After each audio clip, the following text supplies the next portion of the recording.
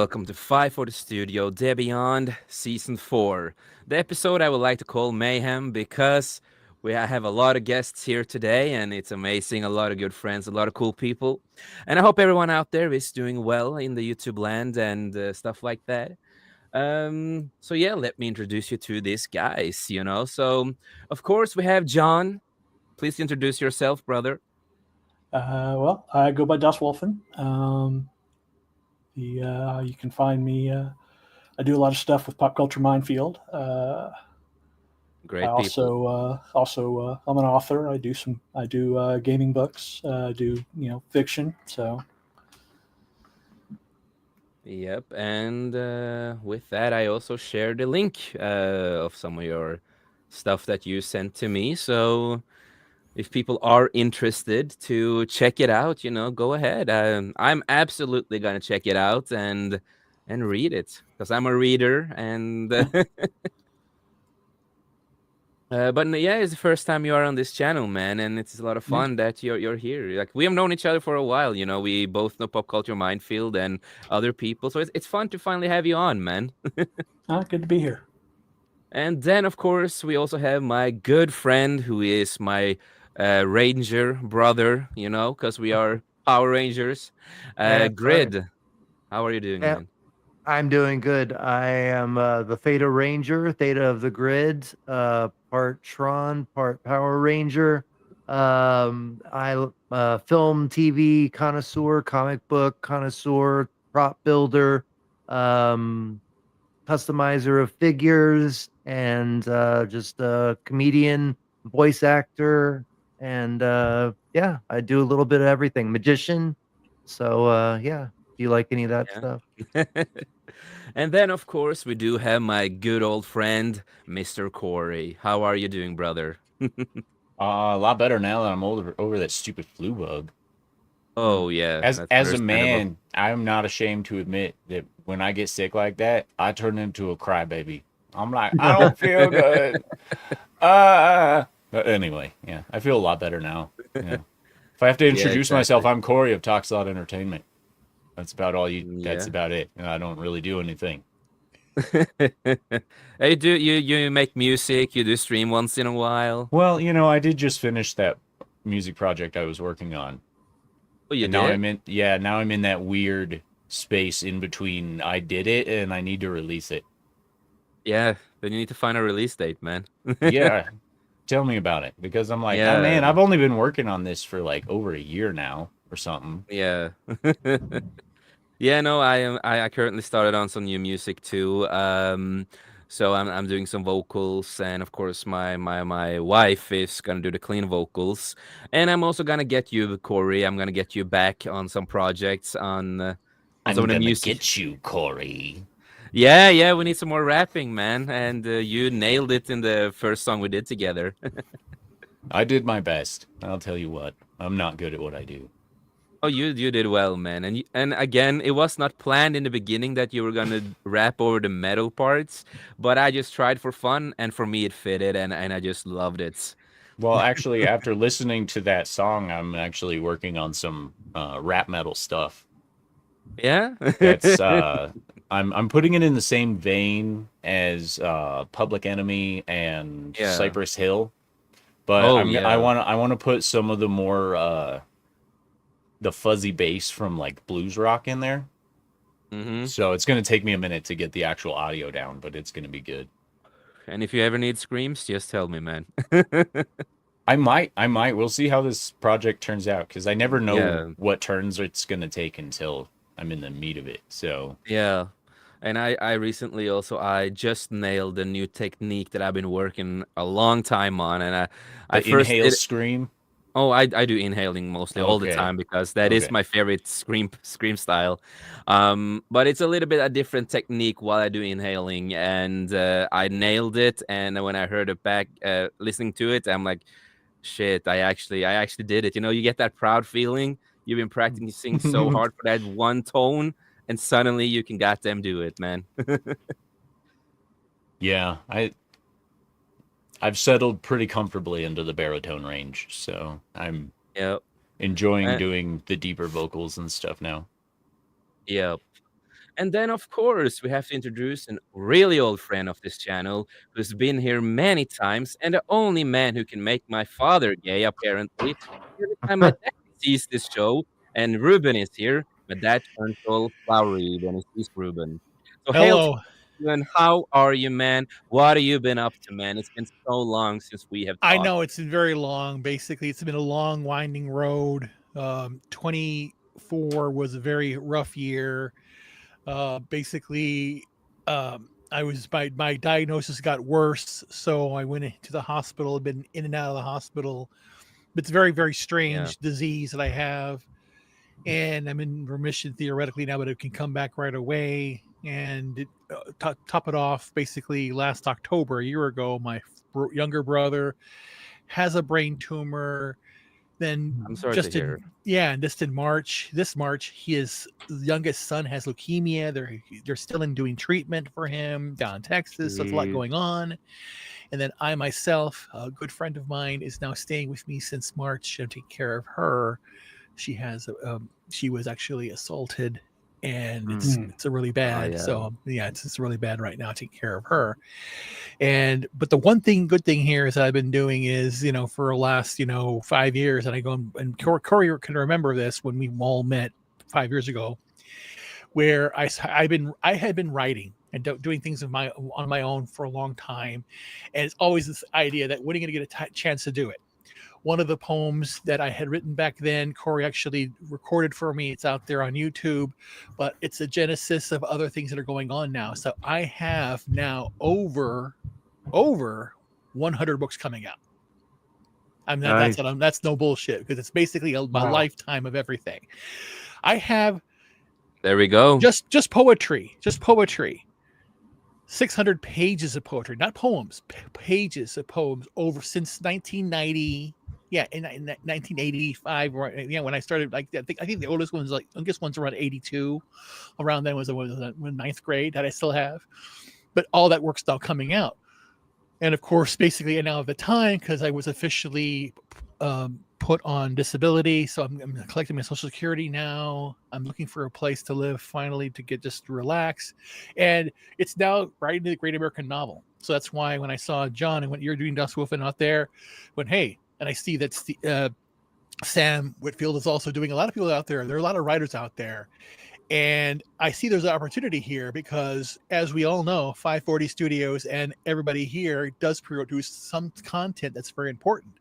So yeah, come out there, read everything, and I think that we can do some type of federation type of thing. Because again, if somebody needs a voice actor for a recording, hey, they now have an option for AI. But if you could have an option to hire somebody like Corey, get them to do Corey. If they need somebody to do anything else, because there are a lot of talented people out there. So let's all. I'm glad to be here now, promoting this, because more's coming out on my Substack. I did stuff for Halloween. I put out a little short novella I had done, and everything's related, because my passion. Nothing woke. No. It's not, you read the story, right? It's not woke, is it? It's No, I know. It's not. I just woke. remember some of your comments in the chat, so I had to rephrase that. Yeah. But the thing is that my life's passion is actually science, and I use science because I as for a lot of things, and I use a lot of a metaphor for different things. So the stories I have are actually science-based, so all that stuff. It's very interesting. I'm sorry, Ruben, but I can't believe that it's not woke. Everyone knows you're the most leftist individual in history of ever, bro. You are the most liberal person I've ever met. I know. Yeah. I know. It's terrifying. Yeah. You make Karl Marx go, what? Yeah, he's a lesbian. He's a lesbian trapped in a man's body, so it makes it hard. It makes it hard. Look at that. Look how woke he is right there. That's how woke I I can't believe that, man. Keep me. Well, Come on, man. Red, white, and blue. Think about it. I should have had a cancel button right here, right now. My beard is getting so white now. It's insane. God darn it. I don't want to wear that anymore. God darn it. No, I'm glad being here. I'm glad for the invitation. I missed it, and I don't usually do this, as I've been missing the last few weeks. I do streams with Janet for Another Planet and Bruce as well. And it's hard because I've been really busy. Fridays have been really, really tough. So I'm glad to be here. So let's have some fun. As what again. Yeah, no, I lot am going on. happy that you got the chance, man, and happy to get you back on because it's been way too long. We had a lot of fun back in the day, talking a lot of shit about these topics and what's going on in Hollywood. So it's good to have you back. Oh yeah. And for me, I just been working on a lot of stuff, and like I said, my book right now is going through some proofreading, and as fast as that's done, and if I need to polish something, I will of course polish. The helmet. Yeah, right, exactly. The most annoying part of doing writing at the same time that you have a little bit dyslexia is when you can't see mistakes. Yeah. That is the one thing that can be really annoying. It's like Yeah. every time I write music, write lyrics, and then I sing it out, and I'm like, this is not what I meant. I wrote it wrong. I have to fix this. God damn it. Now I need to redo this. Yeah, that's why you got to get somebody else to do it for you. You have to have at least one separate proofreader. Yes. So now doing that now, the book is called Forsaken, and it is, you, it is a feeling of like, the dark city, the movie kind of, maybe a little bit of Blade Runner in a way, just with, superheroes, but not superheroes. They are kind of outcasts and stuff like that. And no, I've been working on this for a long time now, and Nice. finally, I got finished and the proofreading, and yeah, How we will long see is what. it? How long To the get, book like- is? Yeah, is it like one of those like Homer's Odyssey, or is it like? Oh no, it's not like super long. I call it I call it a short story instead. It's Okay. I Did call I- it a short story, and I might do a part 2 at some point, at some time of the story. Have I told you my theory about Dark City? Oh, About how it's the second version of the Matrix? oh yeah. Yeah, I'm making a video about that. And if y'all know about Captain Power and the Soldiers of the Future, that's the prequel to the Matrix. That's how the Matrix got started. That was the Machine Wars. Uh, That's my theory that I'm making a video on anyway. It all fits, believe me, scientifically. Yeah. All the theory, all the lore that goes in there, it all connects. I'm telling you. Yeah, and it's a great movie, and it is part of the inspiration of how I created my book. And like I said, it is a short story, so it's not super long. Because I am that person. I don't want the books to be super long. I want like a great story that lasts for a little bit, but not too long. It's just me personally. Everybody has like a personal taste. I don't mind reading long books, but I just have my personal taste of the way I want it. Yeah. Well, as a creator, that's your prerogative. Exactly. Well, and that's ju- the way that Harry Potter started. I mean, the first one, wasn't very long, and then I mean, it's the same with also the Dark Tower trilogy, not trilogy, but the entire Yeah, the Dark Tower. 7 Uh, plus 1 books. Yeah, because exactly, the Yeah. wind through the keyhole was exactly. Yeah. Not really one of the. it was yeah, a side exactly. story. It doesn't Yeah. count. Yeah. It's my favorite novel series. Oh my god. Oh, me too. Yeah, it's definitely Stephen King's magnum opus. I love it so much, and I love how everything intertwines. All of his Yep. books kind of So intertwine. I good. love how Salem's Lot comes in there, and Mhm. all all that stuff. It's just- Misery. yeah. Yeah. And just the way it's written, Mhm. especially the gunslinger, how it starts, Oh my how it gosh. ends, like The man in just- black fled yeah, across the desert, and the the gunslinger gunslingers followed. followed. Beautiful. So, yeah. All right, epic Yeah. fantasy. I'll just leave it at that. That's Yeah. fantastic. Epic Yeah. fantasy.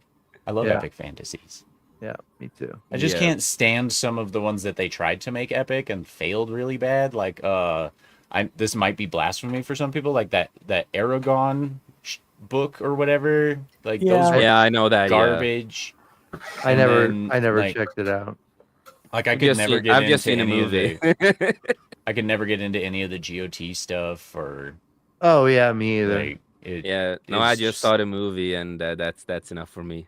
Yeah. The other small lower parts, I kind of just went on YouTube and just listened to what the changes was. Makes sense. Yeah, never really. I don't care about those books. They didn't really fall into my taste. It Yeah. sounded not so good. Yeah, I think writing Word. all except for independent writers, I think like the big writers along with script writers have kind of just fallen off a cliff. They just don't know how, they hire the people that don't know how to write anymore. That's why Hollywood's in the Well, dumps. That's why books that are in the and the producers and publishers have too much sway over content. true, true. Right. And that's a Yeah. huge problem for anyone that wants to be creative, because it's like, okay, you can be creative, but you could be successfully creative if you follow our rules while you're doing Yeah. it. And Yeah. that's the bullshit, because there used to be a time when independent creators could literally stand on their own two legs. I mean, look at George Lucas, okay? He wouldn't have the rights to Star Wars. He wouldn't have had those rights if the studio knew what he had. Exactly. It's and Yeah. they would have exerted control even sooner than they did. After Yeah. the prequel Yeah. trilogy and then Disney and all that stuff, like that would have happened a lot sooner if creators weren't allowed independence back in the day. And now we're seeing it full tilt. I see it in the music industry all the time. Like every male Yeah. vocalist that I hear these days is not only becoming the same voice, but it's just like the same high pitched, like auto-tuned voice. And that's no dig at you, bro. Jason, I know you use effects and stuff Yeah, like that on your on vocals. It's certain just on certain songs. it's just most of these guys these days that are big time sound exactly the fucking same. But that's what's going to And happen. Exactly. I They're- hate they're- that. And then yeah. writing is getting the same way. Yeah. Movies have been that way for a long time. We just get a copy paste these days. Like It's change the the greatest skin. It's I'll call it the Call of Duty model. They reskin True. it and Yeah. reship it. And Yeah, then no, exactly. And for personally, I use a little tune on my voice here and there on certain songs when I sing clean. That's because I cannot sing as I used to when I was younger. When I was younger, I could sing more clean and better. Me too. Um, Yeah. you mean Yeah. injuring your vocal cords will mess that up? Yes, it will, because I used to scream a little bit wrong when I was younger. So it happens. Why do you think I make my wife do the clean vocals in the new album and the new band, and I'm doing the screaming parts? And of course, getting you as a guest to rap sometimes. So yeah, I'll let I'm you guys. getting I'm getting better at singing. Like I used to be in a band in high school, like garage band, as a vocalist. But I stopped singing. Like I'd sing in the car and everything. But I got what are those not monotones, it keeps the beat. The metronome? Metronome, yeah. Yeah, So I got a metronome to keep the beat and a and a vocal recorder, and so I've been working on my vocal range, and it's been over the past 8 months. I think I've been growing a lot in my vocals. So Since I'm strictly a vocalist, I have to ask this question. What kind of do you actually do regular warm-ups, or do you just go straight into singing? I do some warm-ups that I just check out on YouTube, Yeah. that they show. warm ups is important. So the one I use is actually from Ramsey Voices, whatever it is. It's Matt Yeah. Ramsey. He's a vocal coach, but he has one called Sing Without Tension. And that's Yeah. actually the best warm-up that I've ever found in I'm my gonna entire write life. that down. What did you say it was? Ramsey. I will drop a link in the private chat for Okay, you. cool. Yeah, 'cause dude, that's the You know, best it is vocal the warm same- up that I have. I Yeah, have it's the same several for- books from Audible that I listen to that kind of help me out with warm-ups as well. But yeah, I'd love to check this out. Yeah. For me, since I do screaming, so we have to warm up, because if you Dude. don't warm up when you scream, well, let me tell you, you will mess up your voice like I did at the time. Jason and Corey and whoever else sings, I do karaoke sometimes on my streams. If y'all ever want to drop in You and want do me to, some you want me to do all scream on karaoke? Yeah, Goddamn, dude, for ears. we do For ears, I need a better everything. microphone. Dude, we do everything. Like we do country, we do rap, I do a lot of 80s stuff, so I did Simple Minds last night. Don't forget about me. I did Talk. So I did some of that stuff last night. But yeah, we do all sorts of stuff. So if y'all ever are available during one of my karaoke streams, dude, y'all are more than welcome to drop Maybe I should in. ask And my wife to join. yeah, dude, seriously, yeah, we I we have have to. some pretty good people that. So how does a karaoke stream work? Every time I've tried to do karaoke on through like StreamYards or something like that, the audio for my mic and the audio for the music are always out of sync. How do you make that work? Yeah, that is the fact. We usually test it first and match it up. So like we'll play a little bit of the video of the karaoke and have the backtrack going and see how loud that is, and then have you do a test, like the first line or two, and just see how that works out, and Yeah, then we'll adjust from there. I can adjust it on my end, or I can tell you how and to, just go for the best. yeah, exactly. Okay. But usually it works out pretty good. I can adjust it on my end, or I can just tell you, that was a little bit too high. Couldn't hear the vocal so much. You might want to turn down the song a little bit. Something like Yeah. that, All and right. then just restart. But yeah, we Yeah, usually have a good time. It's all about just having fun. Okay. yep. I might But we join are on gonna, something like that. That sounds fun. yeah, Cool. but we are gonna get into some topics for tonight, of course. Even though it is fun to talk about all this, but overall, it is the Beyond show. So we did mention and we did talk about books, and we have one of the the big writers out there, of course, who finally again we get some update of his book that probably never will come out, and that is, of course, George R. Martin. I have a So, theory about this. go, John. You I have think I think they're all written, and he is just trolling at this point. And when he finally dies, that they're going to come out. when he dies, it's gonna come out. That would be fun. 7 different versions of the same novel have been written already. Yeah, no, exactly. But let's see what he has to say. HBO's Game of Thrones adaptation has often been praised as one of the greatest television series of all time.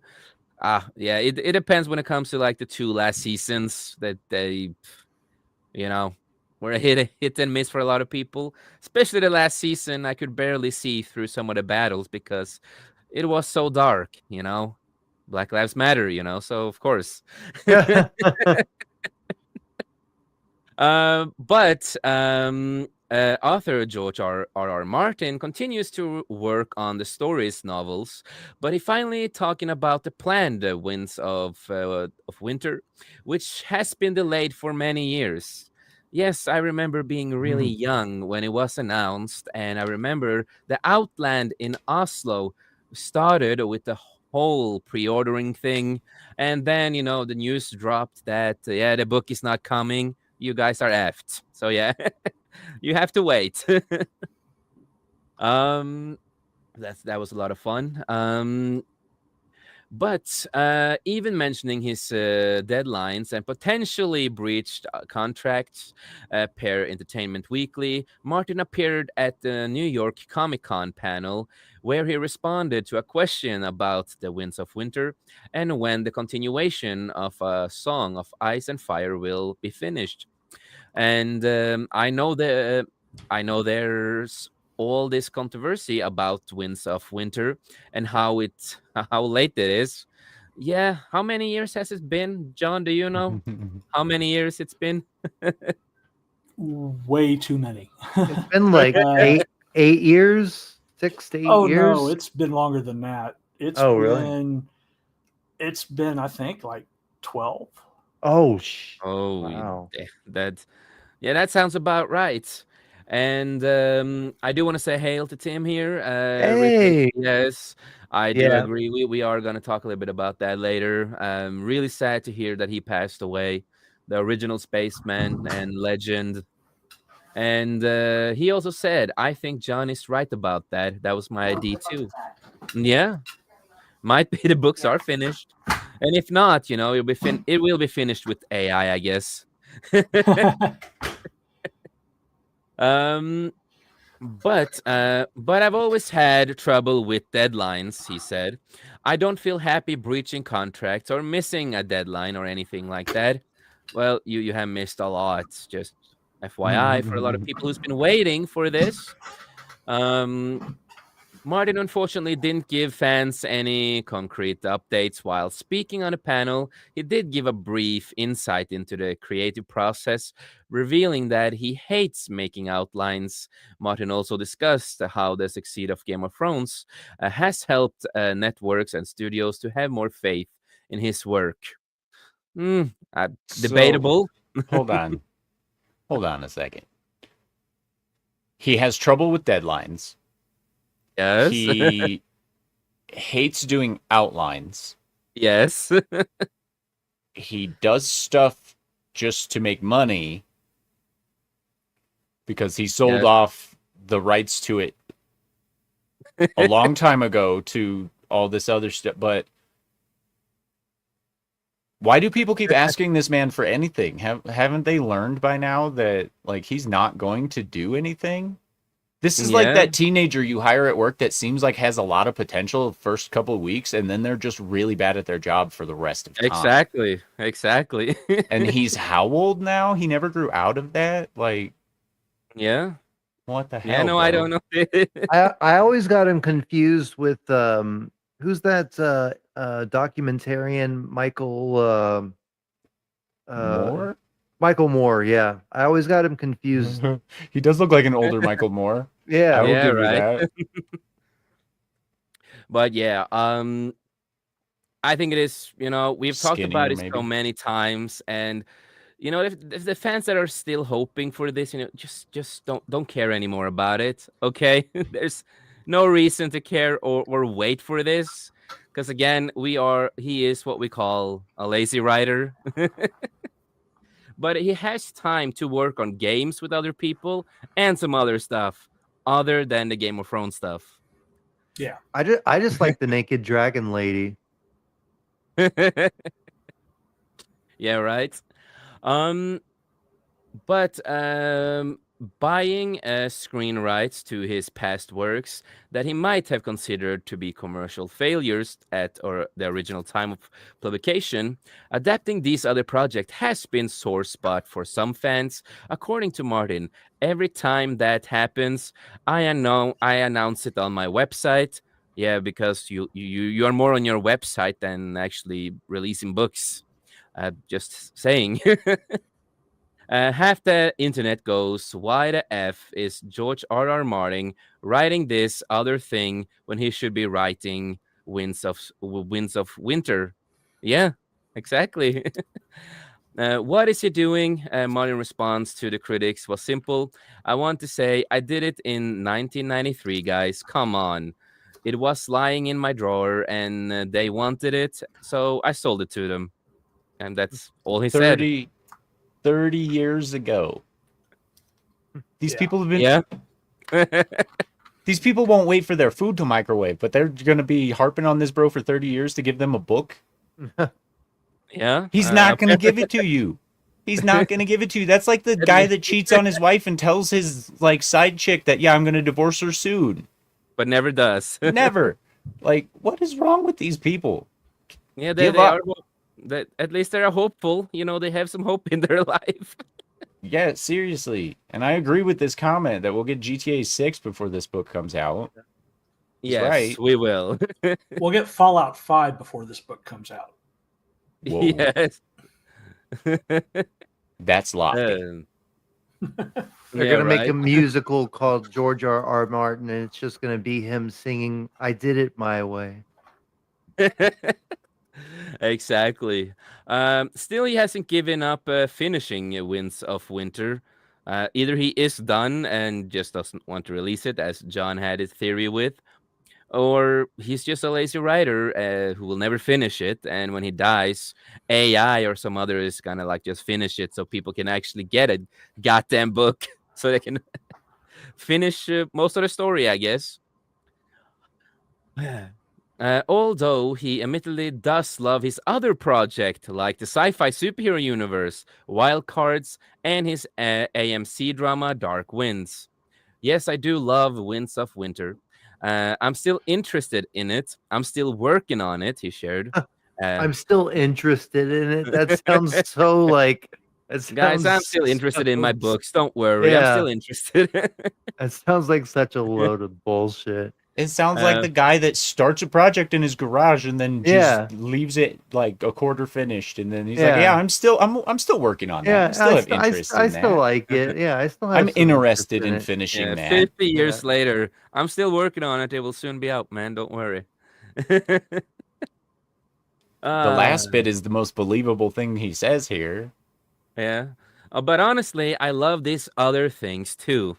A lot more than your books. You should just say, you know what, I'm going to be a screenwriter from now on. Yeah, exactly. Just say it. Just say you'll be a screenwriter, and whatever. Yeah. Move on, bro. Yep. So, A Song of Ice and Fire fans may not be pleased to hear that Martin wouldn't give any solid updates on the Winds of Winter, but Game of Thrones fans can still look forward to a new prequel series arriving early in 2026 on Night of the Seven Kingdoms. So we are getting, this TV show before his book. But we're getting a prequel for the TV shows. Yeah. The one that nobody wanted. I totally forgot that was a thing, because last time I heard about it was a long time ago. But it, good. It's still happening for people who are still excited for this. This guy sounds like the guy that gets fired from Walmart for being lazy, bro. So, Ruben, how do you feel about George R.R. Martin as a writer yourself? Well, the show itself, again, I was one who basically did say, the books are out. What are you all like clamoring about? I didn't understand the fervor of the show. And then I was proved correct when the books stopped and then they were playing with nothing.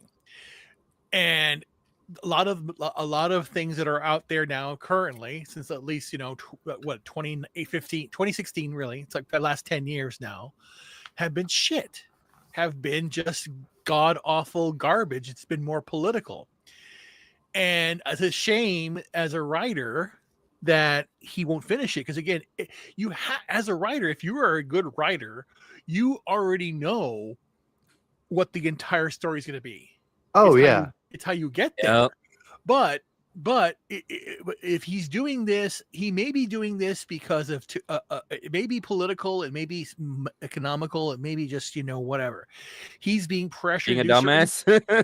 He's being pressured to do certain things, and he's gotten the deal with HBO, and it's a moneymaker for him. And again, he just to be a screenwriter, but again, he's listening to the wrong people, because the people who are always complaining, I don't know if there's any political leaning or not, but in my opinion, people who want completed want things as you say you're going to do. And he's basically very combative with these people who want these books written, and will just turn around and say, well, pointing to the wrong thing. It's essentially like what Disney did with Disney Star Wars. They're marketing to the wrong people, but he's being given wrong information. So he's old.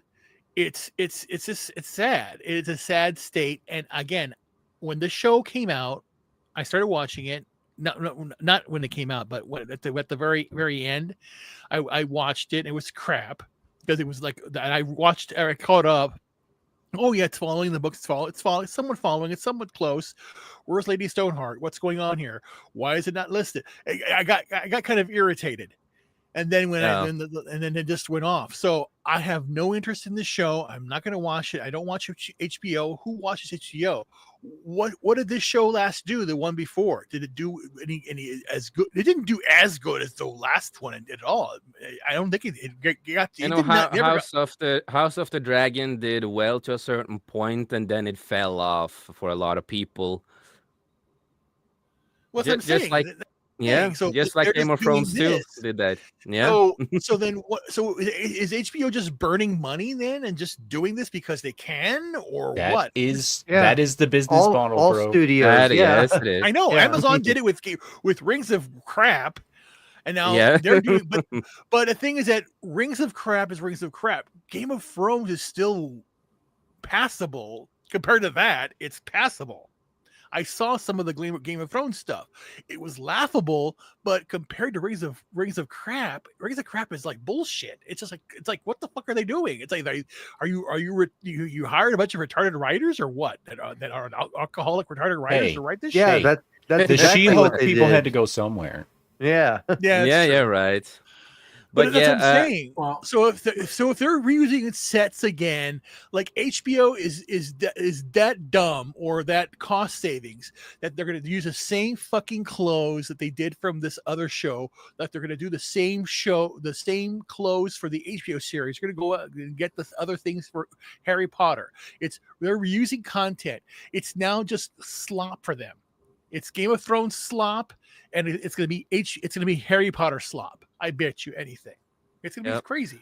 and how do you feel that the book is not out yet and he refuses to It's bullshit. It is bullshit. He should put it out because again, any writer like Tolkien died when he was trying to get some stuff done, and Christopher put it out. But no, put it out. Let the cards go off in your little fantasy land. You can create any things in here. Keep doing it, but put out the book you intended to do. Show an ending, and make everything make sense. Exactly. Because again, the books are the foundation for his entire universe. It's not the TV show. There's It's no not source screenwriting. material. Yeah. Yeah, it's no source with it. Where's the Yeah, that's fact because the last season of Game of Thrones had no source material, so they had to like try to do something, and yeah. Shit. But we could even They say, failed. the opposite about Star Wars. There was plenty of source material for the sequels, and look There was what no they source did with material. that. Yes, They there got, was. rid of, they got for the rid of all the, source. they got rid of the EU in Star Wars. Dude. They purposely poo-pooed it. But which that's was what I'm stupid. saying. That's what I'm saying, though. It was there. They just ignored it and tried to do their own propaganda piece. Yeah. Because oh my god, I don't know. I'm older. I'm probably older also all here. I'm 57. I was in the theater when Star Wars came out. Okay, I was there the very first showing when it was no episode 4. It was Star Wars. Okay. Yeah. And when the books first came out, the Splinter Splinter in the Mind's Eye. I read these things. Yeah, I did too. And Starlog magazine. I read them. I saw they had the whole thing. I did see the 9-story arc back then. Yep. We saw this shit. And I like this comment right here. The book will have one page. It will say suckers. It'll just say winter has come. Oh my! See, if it was me, I would just it'll be CUM. Oh my god! Yeah, exactly. see. The way I would do it is you'd open the book and it would say, "And everybody died." Yeah. That's even The end. But Two yeah, we will lines. see. We will see what Perfect happens. ending. When the book comes out, when I see it, I believe it. It's been so long, so. But yeah, the book is not coming out anytime soon. To the people who are still hopeful after so many goddamn years, but at least you have Apparently a 30. TV show, a prequel. You can. Hopefully, guys will enjoy. I'm not gonna watch it. I have no interest. I forgot this was a thing. Yeah, he's gonna be I'm way glad too I busy did- watching Tron Ares.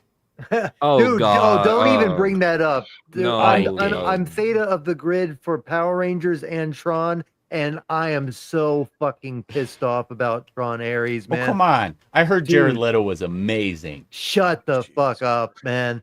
Dude, I am so pissed. Like, and I'm not pissed because it was a bad movie. That I saw coming. I'm pissed off at the way that they treated Bruce Boxleitner. yeah. How can you have a Tron movie without Tron? Or how Well, they treated Tron Yeah, exactly. And the interview that he obviously was forced to give the last week before it came out, where he was saying like, "Yeah, they didn't call me to come back, but please go see this movie because if you don't go see this movie and it doesn't make a lot of money, there's not going to be any more Tron ever." And you could tell that he really wanted to be a part of this trilogy. I mean, it's Tron. It's called fucking Tron. What the fuck? I mean, Yeah, why are you not I going to dipped have out Tron like in a Tron it was movie? like I think it was like I don't know 20 minutes in a movie, and then I dipped out. Yeah, I just I couldn't watch it anymore, man. yeah, I watched the first 5 minutes. I saw like what they I did liked with Legacy. oh, I loved Legacy. I absolutely I mean, that's one of my favorite movies. I love it. 'Cause and wasn't there a lot of promotion for Flynn Lives? Yes, yes. I Well, remember that's all this shit that's the coming out thing. afterwards. That's the thing is they had two scripts. Okay, this is exactly what happened. They had all these people signed on for two movies. So they were and they had the script ready to go. They were going to start filming the very next year after the Flynn Lives promotion type of stuff. But then they got uh the rights to Star Wars. So they were like, this is a more profitable franchise. So we're going to put the Tron in the back seat and we're just going to Yeah, ignore that. that is That's dumb. That's what fantastic, happens. fantastic segue to one of the topics. And John, is there anything thing you want to say about what we talked about? In case before Well, we go through to talk about this Tron thing, when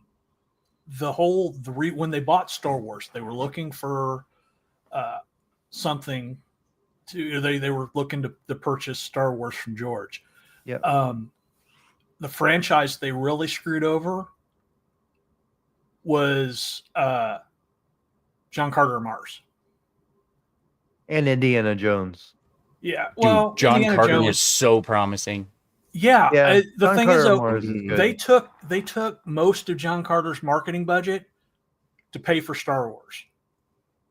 Oh, They Yeah. shut up. They took money to pay for Star Wars away from all these other projects, including John Carter of Mars. That's where they got the funds.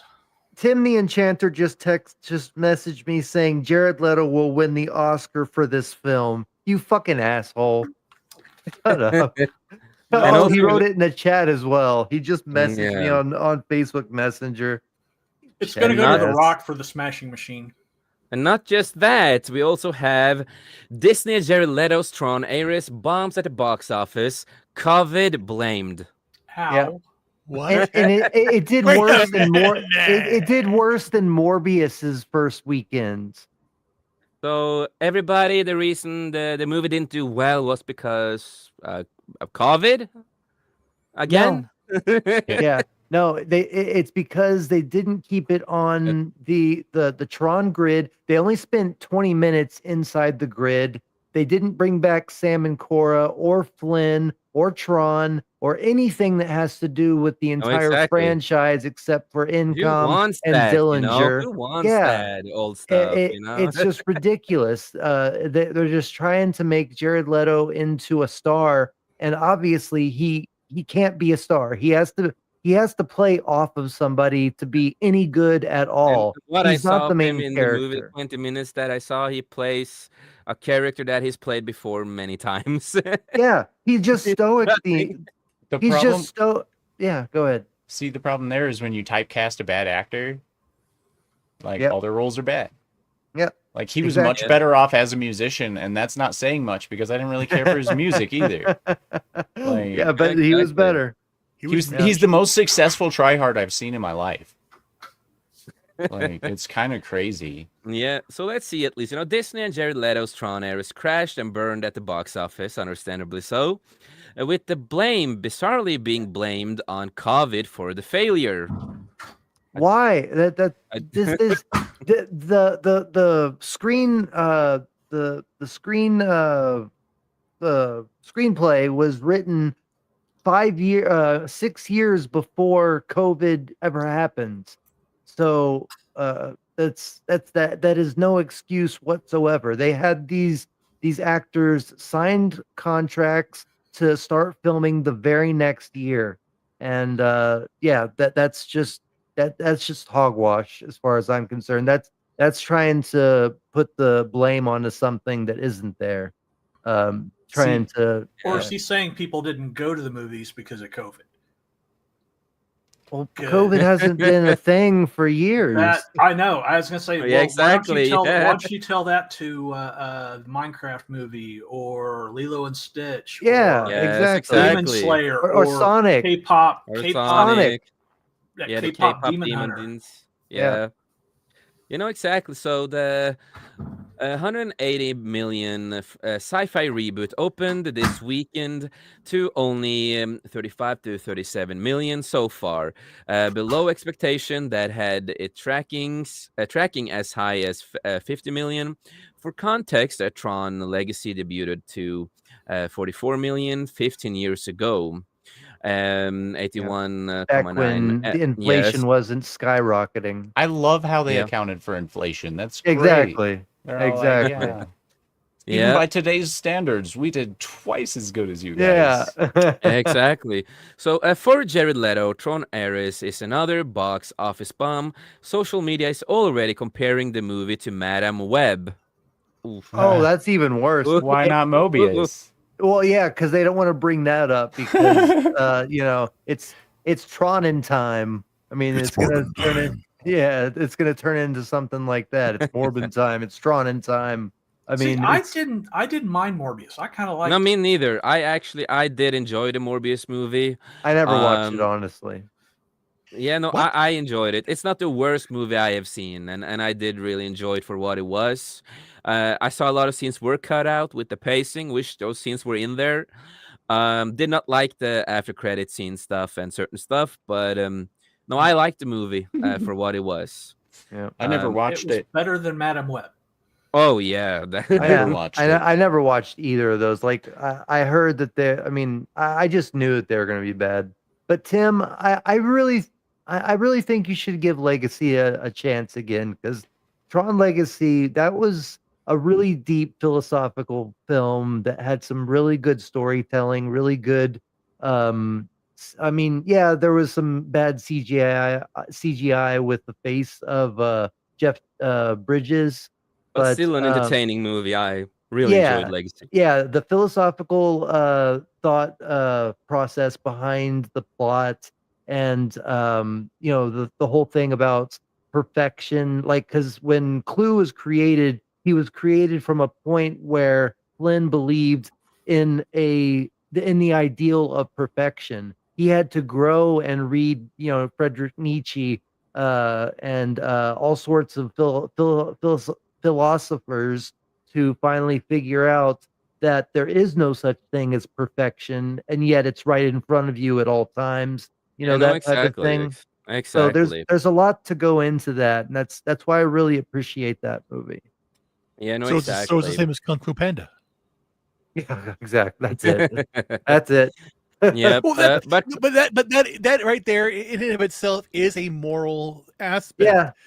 That the answer to all of your problems is always in front of you. When you look at It's yourself in true. the mirror, it's always it's you. It always true. is you. Yeah. It's true. But no, that's the thing. When people don't realize that, then they break down. Hence, you don't get you get the crap we're getting right now. Shit. Yeah. That's yeah, It's yeah, very no, true. exactly. So of course they are calling it another flashy, but soulless mess.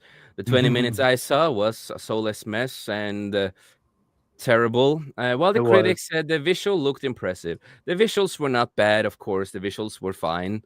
Audience clearly didn't care enough to show up. Yeah.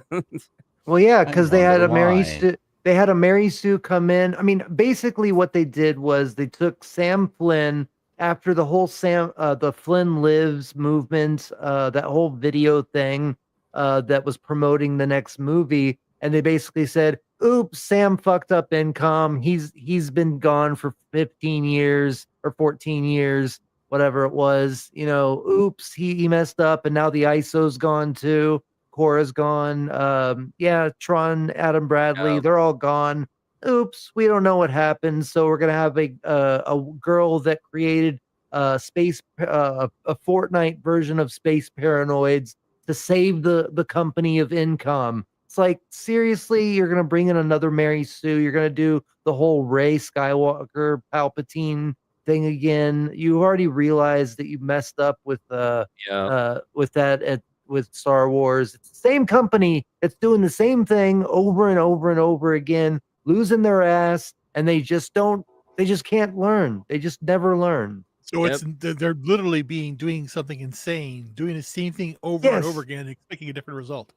Yes. Yeah, no Yes. shit. And, Exactly. I'm sorry I'm getting so hyped up, but like I said, my whole thing with my channel, I love Tron so much. I love the Power Rangers so much, and this just gets me so fired up to see what they Yeah, no, did exactly, to exactly. I my understand that. favorite. Yeah. So, of course, Deadline Leftway states that the long-term lasting impact from COVID. Yeah, yeah, of course. Yeah, I still can't Um, taste nothing.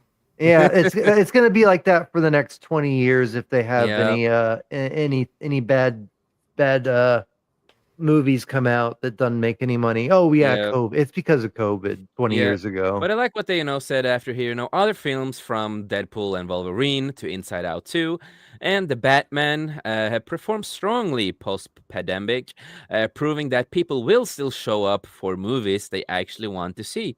And of course, Spider-Man made over $1 billion during the COVID. Yeah, And the problem isn't COVID. yeah, It is that Tron Ares failed to give anyone a reason to rush to the theaters. yeah, Even though, yes, some of the merchandise they would had on the cinema looked cool, but even that wasn't enough yeah. for people The, to show up. the only reason that I would have gone to see this at the theaters is to help Bruce Boxleitner. But obviously, one person couldn't bring this to be a good movie. Like I just feel bad for him because I can tell how much he loves this trilogy, like how much he loves this franchise, how much he loves that character, how much he wanted to be a part of it, and how disappointed he was that Disney didn't even give him a call to be a part of this, even as a voice actor in some role. So Yep. I feel bad for him. I'm really Yep. pissed. Well, I'm Yeah. pissed too because he was actually he was working with Seth MacFarlane on the Orville the last Yeah. season as he played the president, and now that Disney owns them, I don't think. I hope that I don't fucking hope that Orville gets at least some redemption for him. If not, then we're really fucked. I Yeah. mean, literally, we're really fucked. It's just like this. Disney is like God. It's like everything is just like turning to shit. God, Yeah. sorry. And it's all Disney's fault. Maybe Elon will Yep. buy Disney. Yeah. Wouldn't that be something? He's That the would only be guy on the something. Well, planet that could actually afford it. Apple's always rumored to be want to buy Disney, which would be hilarious. Yeah. That would be hilarious. But why did Tron Ares failed? Audience and critics alike say the film looks good, but has no heart or compelling story. In another case of style over substance. Franchise fatigue, 15 years after Tron No. Legacy, the brand doesn't carry the same weight. The younger audience doesn't care and likely don't even know about it. And of course, Well, that's probably true. true. Yeah. And older fans weren't convinced that this was worth a trip to the theaters. That's Yeah. definitely true. Like I will say, I sailed over the high seas to watch it. Yeah. Oh, me too. Yeah. I watched the first 5 to 10 Yeah. minutes, something like that, and then I just fast forwarded through the rest to see if there was anything worth actually Anything watching in it. redeemable? Yeah, exactly. And like I said, they only spent 20 minutes inside the grid. The rest of it was just Eve on a motorcycle with Yeah. Ares, and Ares the entire time. He doesn't have a reason for changing his affiliation. Like he's just like, all of a sudden he's like, I'm gonna help you. It's like, why? What happened? Why'd you change your mind all of a sudden? There was no reason for you to change your mind. It's You just Exactly. mean insight into a character's Yeah, thoughts is important exactly. to audience retention?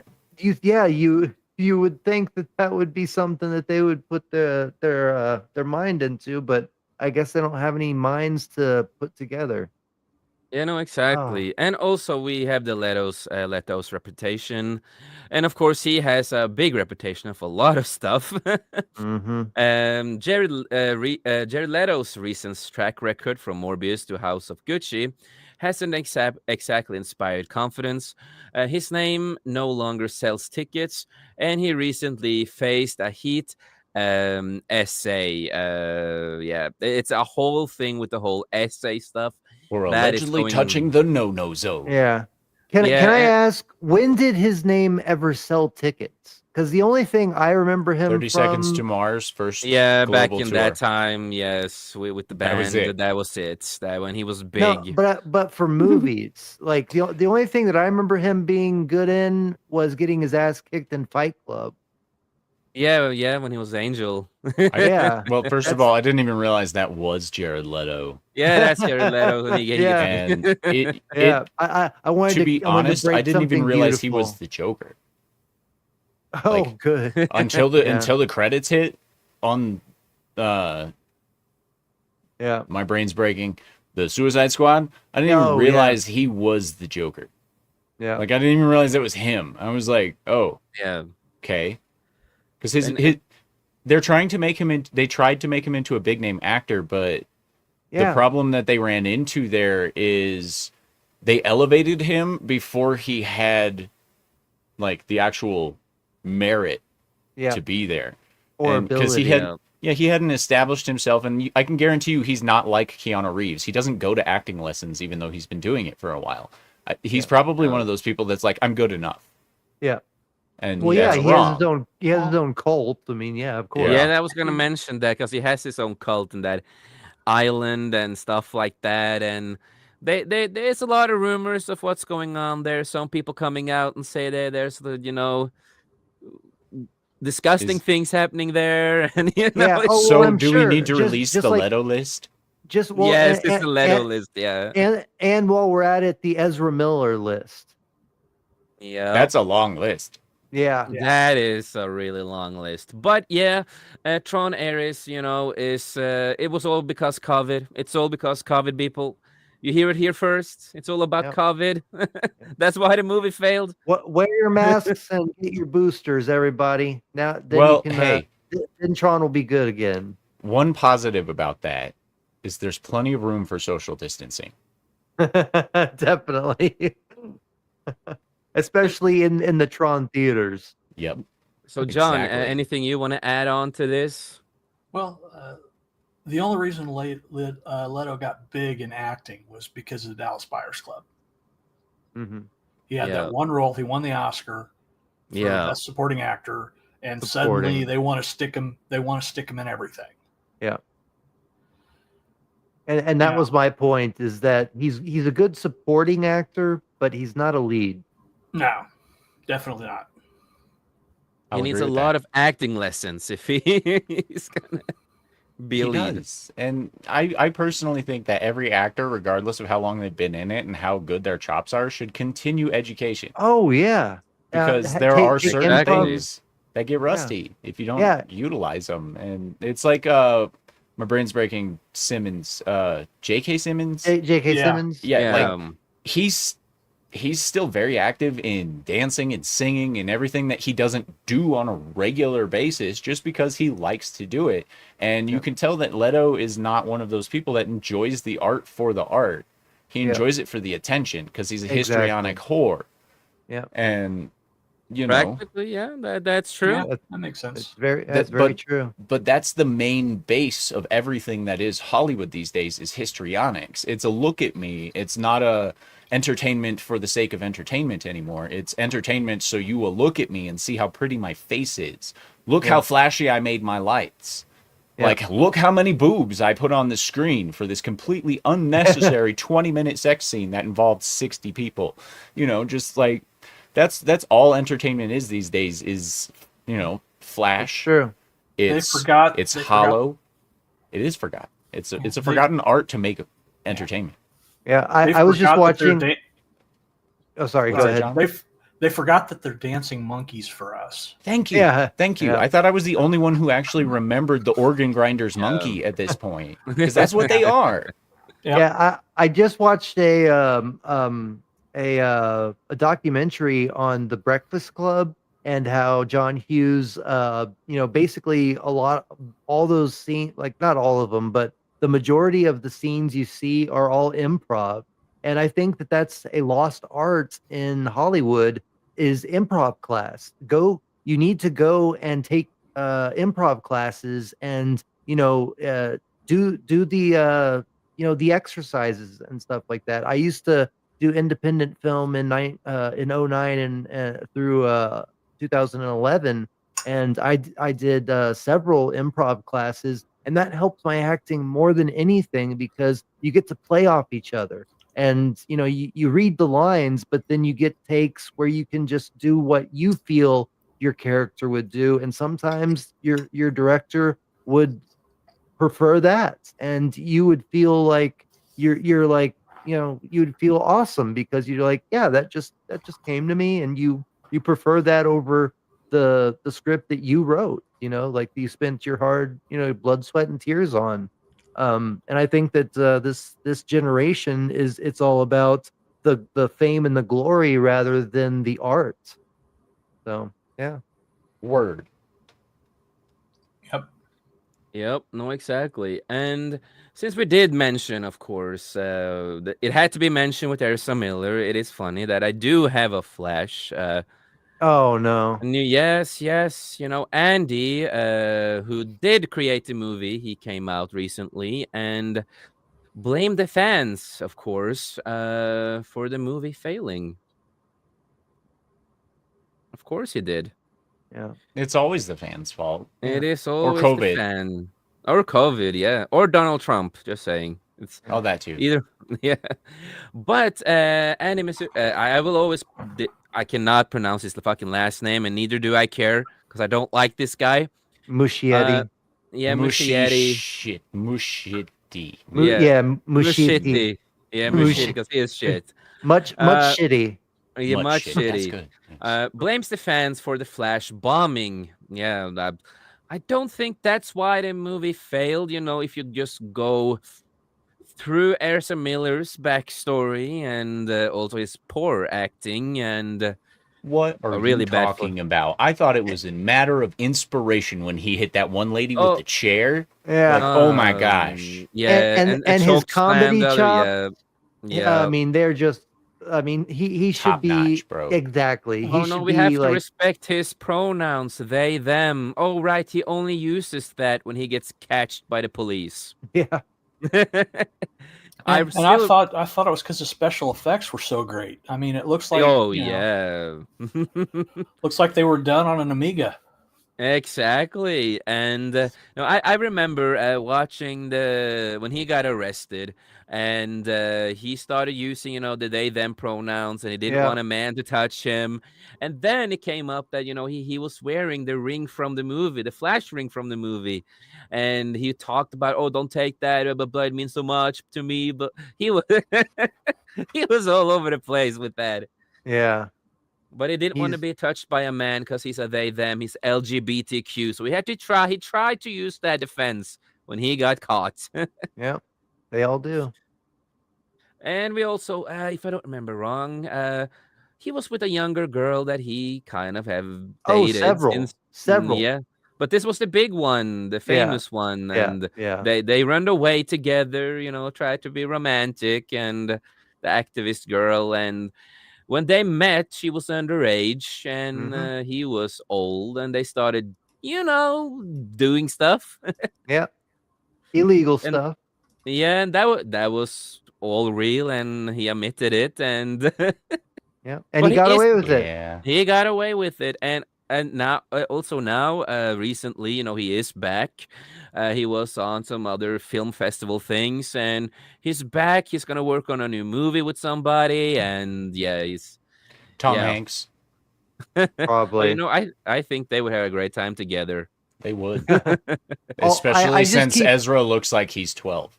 Yeah, exactly. even though he's in his almost in his 30s. I just keep thinking about Ezra Miller in that South Park that sorry, so sorry, I'm sorry. You know that whole. Exactly. Yeah. That's Ezra Miller. It's like, we're so sorry. He doesn't give a shit. Exactly. I swear I didn't mean to choke that chick on camera. Yeah. Right. Ever heard a director pin the blame for his film's flop? Yeah, on the audience. Yeah, we just No, that's hear it original, like, bro. yeah. So 100% original. welcome to Andy. Much shitty. Postmortem for the Flash, and again, he's back. Back again. Exactly. In a appearance of the Binge-Worthy podcast, he seemed to argue that the film didn't bomb because of creative failures, but because the fans never even let it compete. Okay, maybe he misses the point of an actual boycott.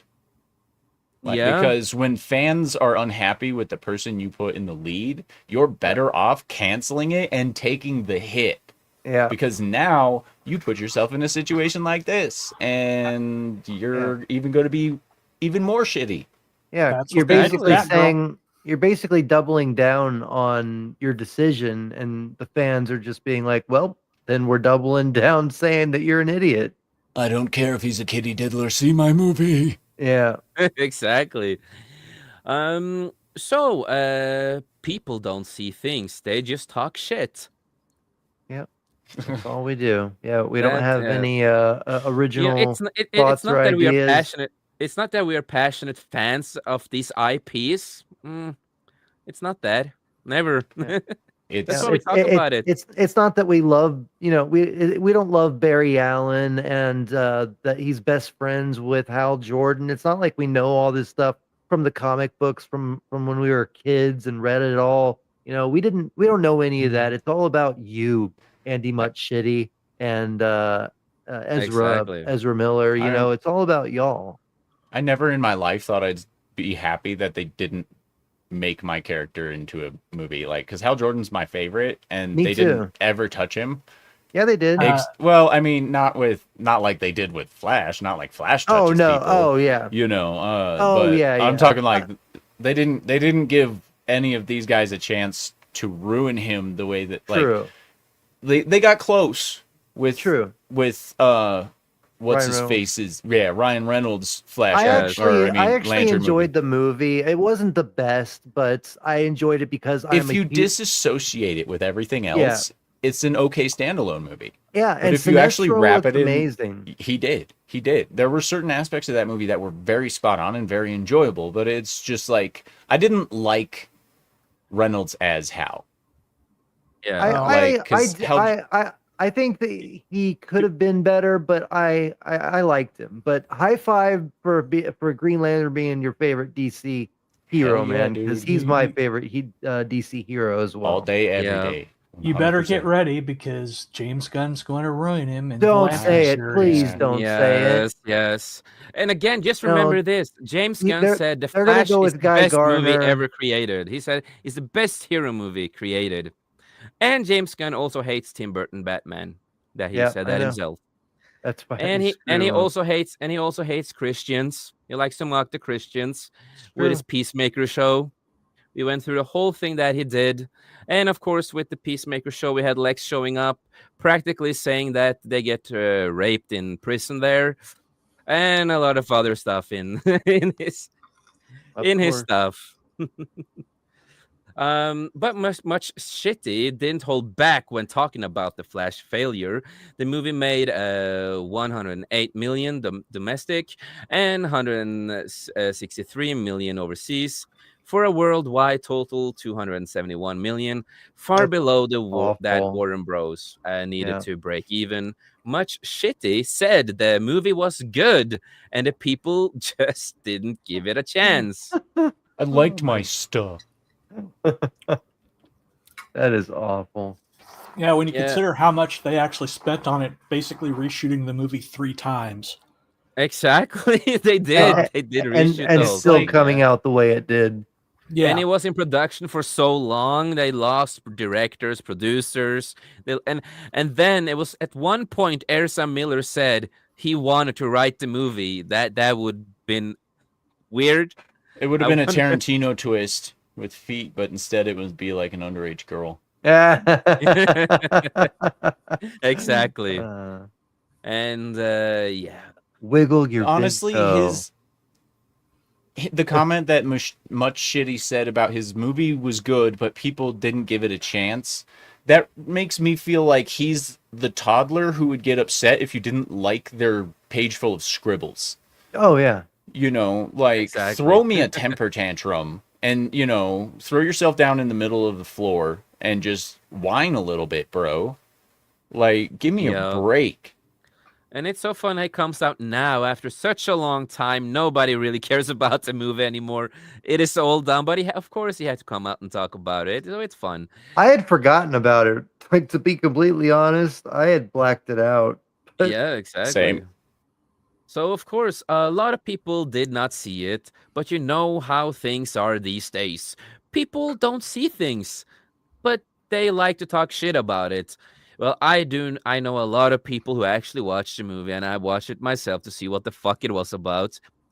A lot of people did watch it to see what was going on, and also remember he is the guy who is gonna do the Batman movie for James Gunn. mm, So yeah, that's gonna be great, because again, James Gunn loved the Flash. hopefully, I mean, not that it matters, because like we were talking about earlier, all the screenwriters in Hollywood right now, they don't know their toes from their fucking dicks. So, yeah, I mean, and we're not. Yeah, go there, ahead. to me, there still seems to be a widespread superhero fatigue. Yeah.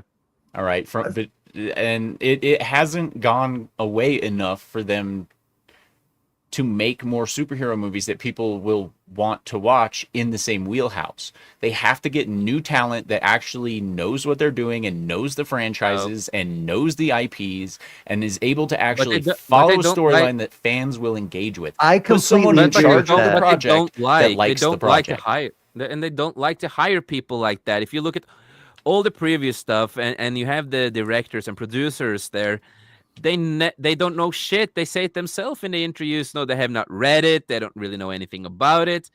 So they just wing it and creates a story that does not match up Well, to and the what they're. directors actively tell the actors, do not read these comic books because we're making our own universe of these characters. Don't go See, and read about these characters. I agree with you completely, Corey. and I don't think it's I don't think it's superhero fatigue. I think it's exactly what you're saying. I think it's that these screenwriters and directors, they don't care enough about the characters to go and read about them to figure out what makes them tick. What makes their characters Exactly. develop and right, stuff and like that. one of my I'm a trained clinical psychologist, and so I Oh, look wow. at this kind of stuff a lot. And one of the things that gets me, like it hooked me when I actually, back in the day when the Avengers was originally coming out and they were originally assembling, if you will. Oh yeah. They would do the behind the scenes thing where you'd see like the actors actually like reading the comics and stuff like that, and like then in interviews talking to them about these comics and stuff, they'd actually have intelligent things to say about the comics that Exactly. made them connectable, like Yeah, like because relatable. it is They had important. marketing. Relatable, They yeah. had marketing around it. They had them like the still shots holding the book. The Bible was there with all the pages, and people Yeah. were like excited, and it's like we're gonna do things the right way and all that stuff. And nowadays they literally have interviews with the writers of these shows, and they're all like, "Oh well, I didn't really like the way they did it, so I'm putting my own twist on it." It's like, if Exactly. you didn't like it, why are you here? Exactly. And just like the Echo is a good one, because they changed the character Echo completely from the comics and just made it into a completely new character with Echo in name, and that's what they've been doing with a lot of characters and still continue to do with characters. It's the same with the Silver Surfer. Instead of Norrin Rad, it's Shala Ball, which was his wife on his plan, which was Norrin Rad's wife on his planet. I mean, if Galactus was going to have a female herald, there's Nova. Just put Nova in there. Yeah, why couldn't he have Frankie Ray? I mean, come on. Yeah, exactly. Exactly. There is no reason to take a character that's already established that people love and to gender swap that character. It's ridiculous. Yep. But that's the world we're living in right now. Whatever, you sexist. No, exactly. The irony for Marvel is the only good series that they put out, they didn't intend to make a good series. Which And one that are you was talking about? that was Ms. Marvel. And the only reason is because that girl that plays Ms. Marvel is a huge Ms. Marvel fan. Yeah. Well, she was really happy to be a part of that. Yeah. Yeah. I'm really happy for her. I like Daredevil the first couple seasons. Yeah, Yeah, but that wasn't Marvel though. Yeah, No, it that was was True. Netflix at the That's time. true. And Loki, Loki was all right. Yeah. Oh God. With Miss No, With Ms. no. Marvel, Don't get they- me wrong. I was excited as for Loki, and then I saw it, and as each episode went by, I got less and less excited. And Ruben, then did the you like last- when he made out with himself? Oh God. Yeah. Everyone knows that's every man's dream. Give me a break, bro. It was the and then, female version of him, and then the whole Jonathan Majors, like they really dropped the ball there. God. Oh yeah. Yeah. That Oh, that that just whole thing, that was yeah. bad timing. That all that happened. I just like the character development of Loki throughout the movies, and then how he becomes the timekeeper basically. So I liked his character development, but yeah, I know, I'm happy it for wasn't you. the best show.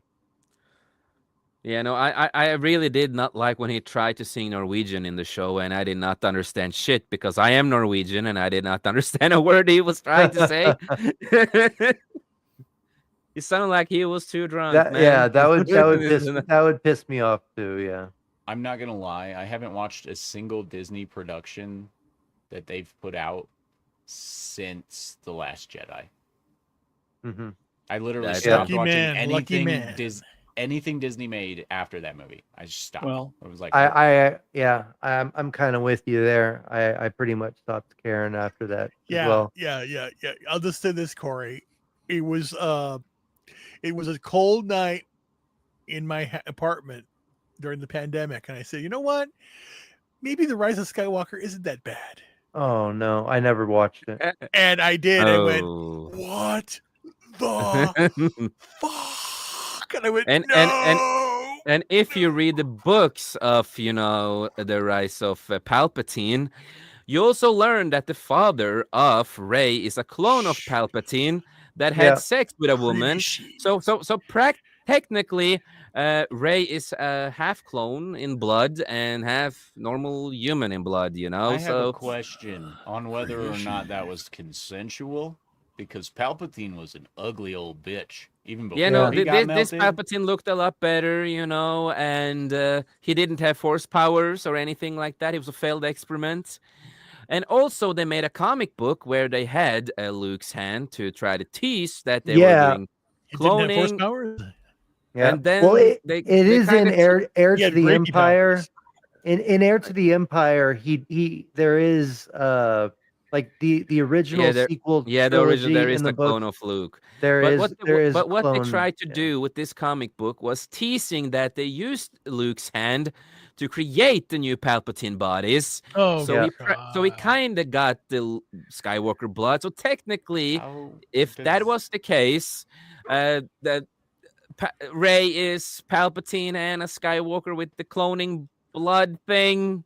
Not in my head canon. So hold on a second.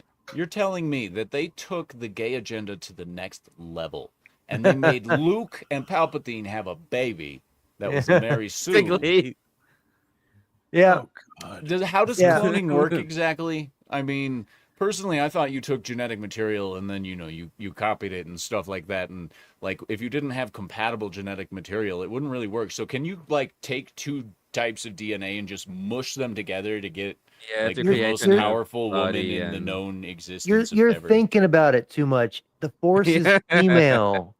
Remember, Oh, the that's Force right. is That's female. right. Yeah. So both of them just like doubled up on the Yeah. Force, and then Yeah. she was like, Yeah. "Boom, here's a baby." Yeah. Exactly. Yeah, and of course, Tim said my brain hurts, and Yeah. I mine, understand you mine does too, Tim. because that I feel it. that is what the Disney did with the comic book and the movie. So if you want the full context, technically the clone of Palpatine who didn't have any powers and looked normal, who escaped and had sex, was a bit of Skywalker, a bit of Palpatine, and he got a baby, and that's Rey. So technically, she is Rey Skywalker Palpatine thing.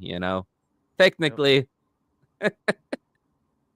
they're good at doing stories. Oh, I don't do great. enough. Yeah. I don't do enough fentanyl to understand the storyline. Exactly. But how much longer do we have you, Corey? I should probably bounce to get some dinner and stuff. So All right, I if you should have to probably go. bounce, please promote yourself and what's coming up next for you, brother. All right. Hi, I'm Corey from Talks a Lot Entertainment. You can find me here on YouTube and over on the Rumble side under Talks a Lot Entertainment. I just finished a music project I've been working on for a really long time. I'm working on the release date right now.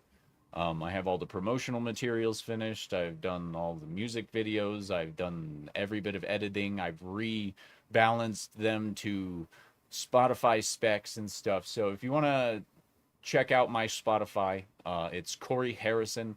You can search it up, and the easiest way to do it is to search for either Monster Inside or Found in His Kingdom.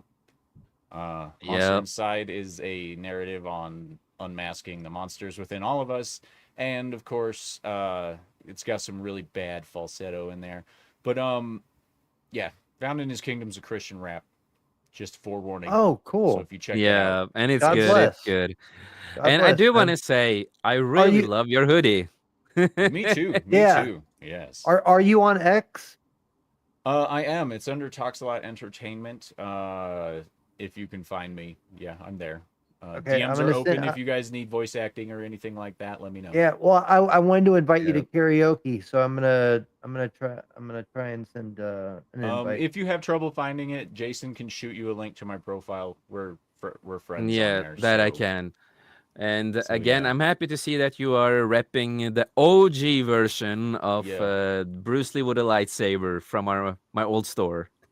It's awesome. It's Is awesome. it at Toxalot? Let me look. I can send it to you, Grid. Okay, if, yeah. Just send it to me after the show. It's all right. Don't worry about it. It is actually at TAL_ENT_YT. That's my at, because some other asshole stole my talent tag. So, Aw. because the abbreviation of my name comes to talent. So, because that's all I've got.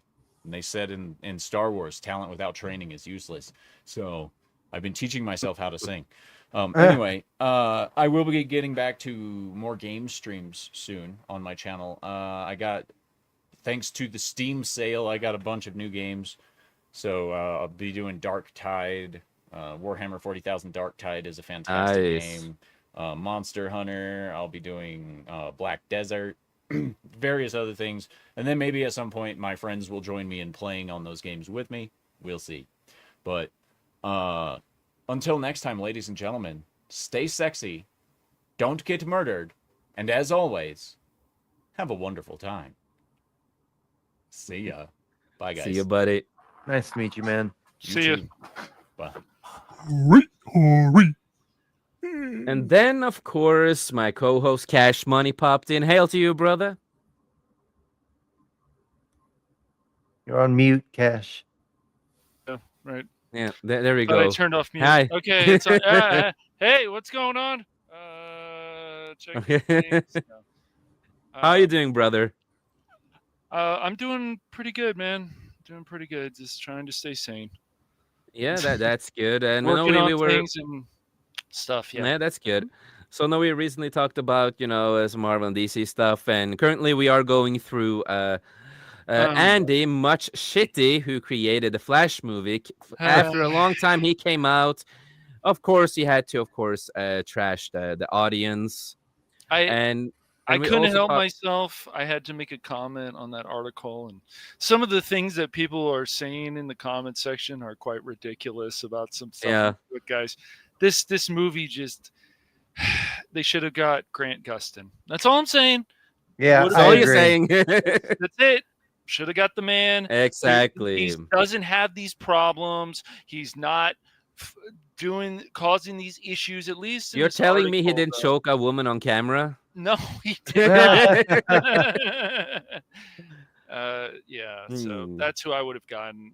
Yeah. And I would have done something differently also with what they did with Batman. So I thought that was a bit disrespectful. But be excited for the next Batman movie of James Gunn's universe because it is Andy Much Shitty who's gonna do that movie. Mm, I mean, after that freaking Penguin show, and I keep telling people that's some of the best DC I've seen in a long time. We need more of that. We need more of that. So. Well, if Agreed. if the whole Skydance sale goes through, Could be interesting. Yeah. James Gunn's not going to be doing this anymore. He may No, not. That's the rumor, though, man. I don't want yeah, to it jump, is. you know. But it would be. I just don't think he's the guy. I feel like Matt Reeves is more of the vision that DC deserves. I'm not feeling this whole Guardians of the Galaxy kind of nonsense. And Even not just that, other James stuff. Gunn, he came out recently. We had a Yeah. whole show about it, where James Gunn did admit that he does whatever the F he wants in his Yeah. stuff. He admitted it completely himself. And then again, he also trashed Christians and stuff like that. Of course, he had to. And he went on a full thing about the whole thing. And he said in the interview, I can do whatever I want. It's really weird because I give him props. I'm gonna give however I feel about some of these people. I'm gonna But give them props for things that they did. I liked a lot of things that the Guardians of the Galaxy did, but But the he was third on a movie leash. was like He was on a leash he there. must have been. He must have been. But Yeah. without Chris Pratt, it wouldn't have popped as much. I think. That's Oh, Without no, of Chris course. Pratt as Star Lord, Chris- it just wouldn't have. Chris popped. Pratt is the star in that movie, and I always One of also them want to definitely is. I always also want to ask John, how do you feel about James Gunn? I have always disliked James Gunn. Mhm. Yeah, I don't, and like I think that he does stuff just to tort people off. I think he made Peacemaker extremely vulgar just because he could. yeah. It adds nothing to the story, so there's no Oh, point in no. it. But let's just have him doing all this stuff, and yeah. I haven't. I watched the first episode of second season, and that was it. I was like, nope. Yeah. Yeah. Mhm. Yeah, exactly, and I understand you, man. I do. At least I'm only giving a little props when it comes to the Guardians mostly, but again, he was under a leash, so he couldn't do everything that, of course, he wanted. Right. And that's not often I will give Disney praise for something like that. Credit you at least had him on a leash. It's not often that happens. And he did get fired. Disney fired him. Yeah, because of he what did he said on because- Twitter. Oh God! And now he puts that in his movies, Yeah. and TV Yeah. shows. He does. So just- John, you Mhm. wait, Go ahead. so John, you watched this? Did you watch the Suicide Squad? Yes. I was like, I thought the first Yeah. one was actually the David Ayers one I thought was better. Pretty good, right? Pretty Yeah, good. and I released the Ayer cut. We want Yep. the Ayer cut. Yep. And since you also watch it, John, you know about the character Thinker, right? The Thinker. Yeah. Yeah. And they made him be practically into a rapist in that movie. With the, Yep. yeah, and brainless and stupid, and I'm like, yeah, this is typical James Gunn.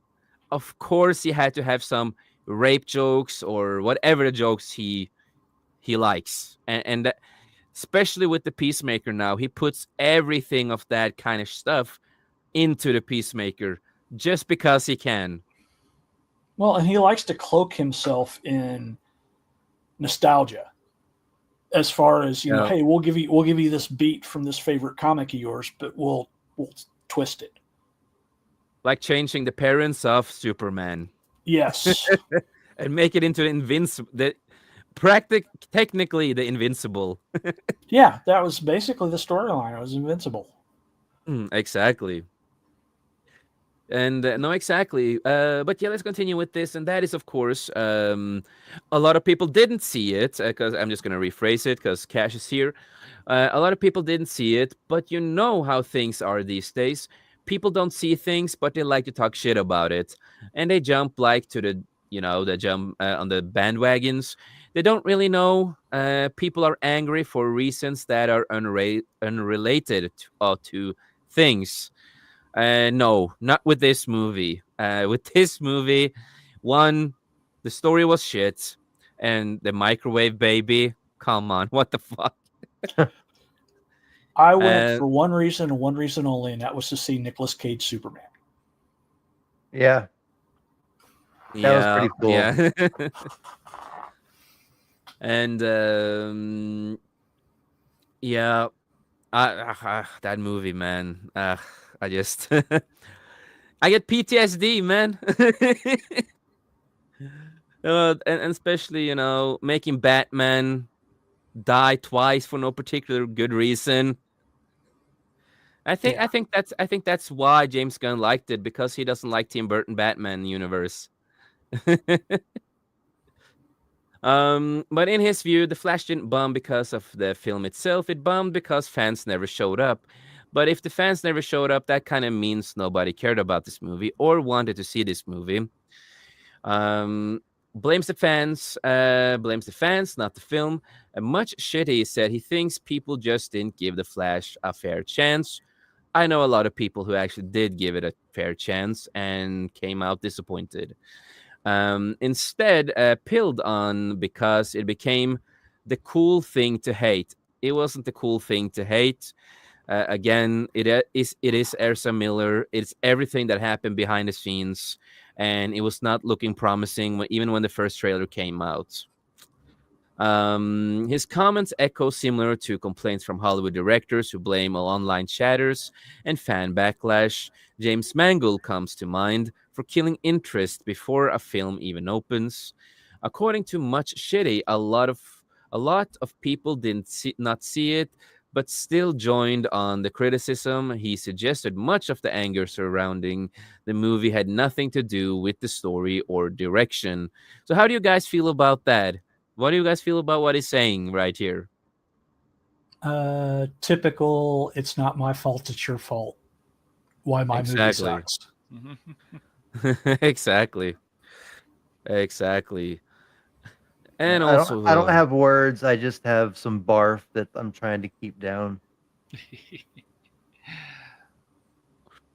so of course we did mention all the Ezra Miller things. We don't need to go through the whole Ezra Miller list because that is a long list by itself. Yeah. It is a long Well, there's list. still people out there defending that guy. It's like, but this stuff's on tape, man. Like, I understand, like, we don't just throw people under the bus like that, but Exactly. the evidence is actually there. So, And I do want to say hail to Comic Relief Crusader. Hail and happy birthday.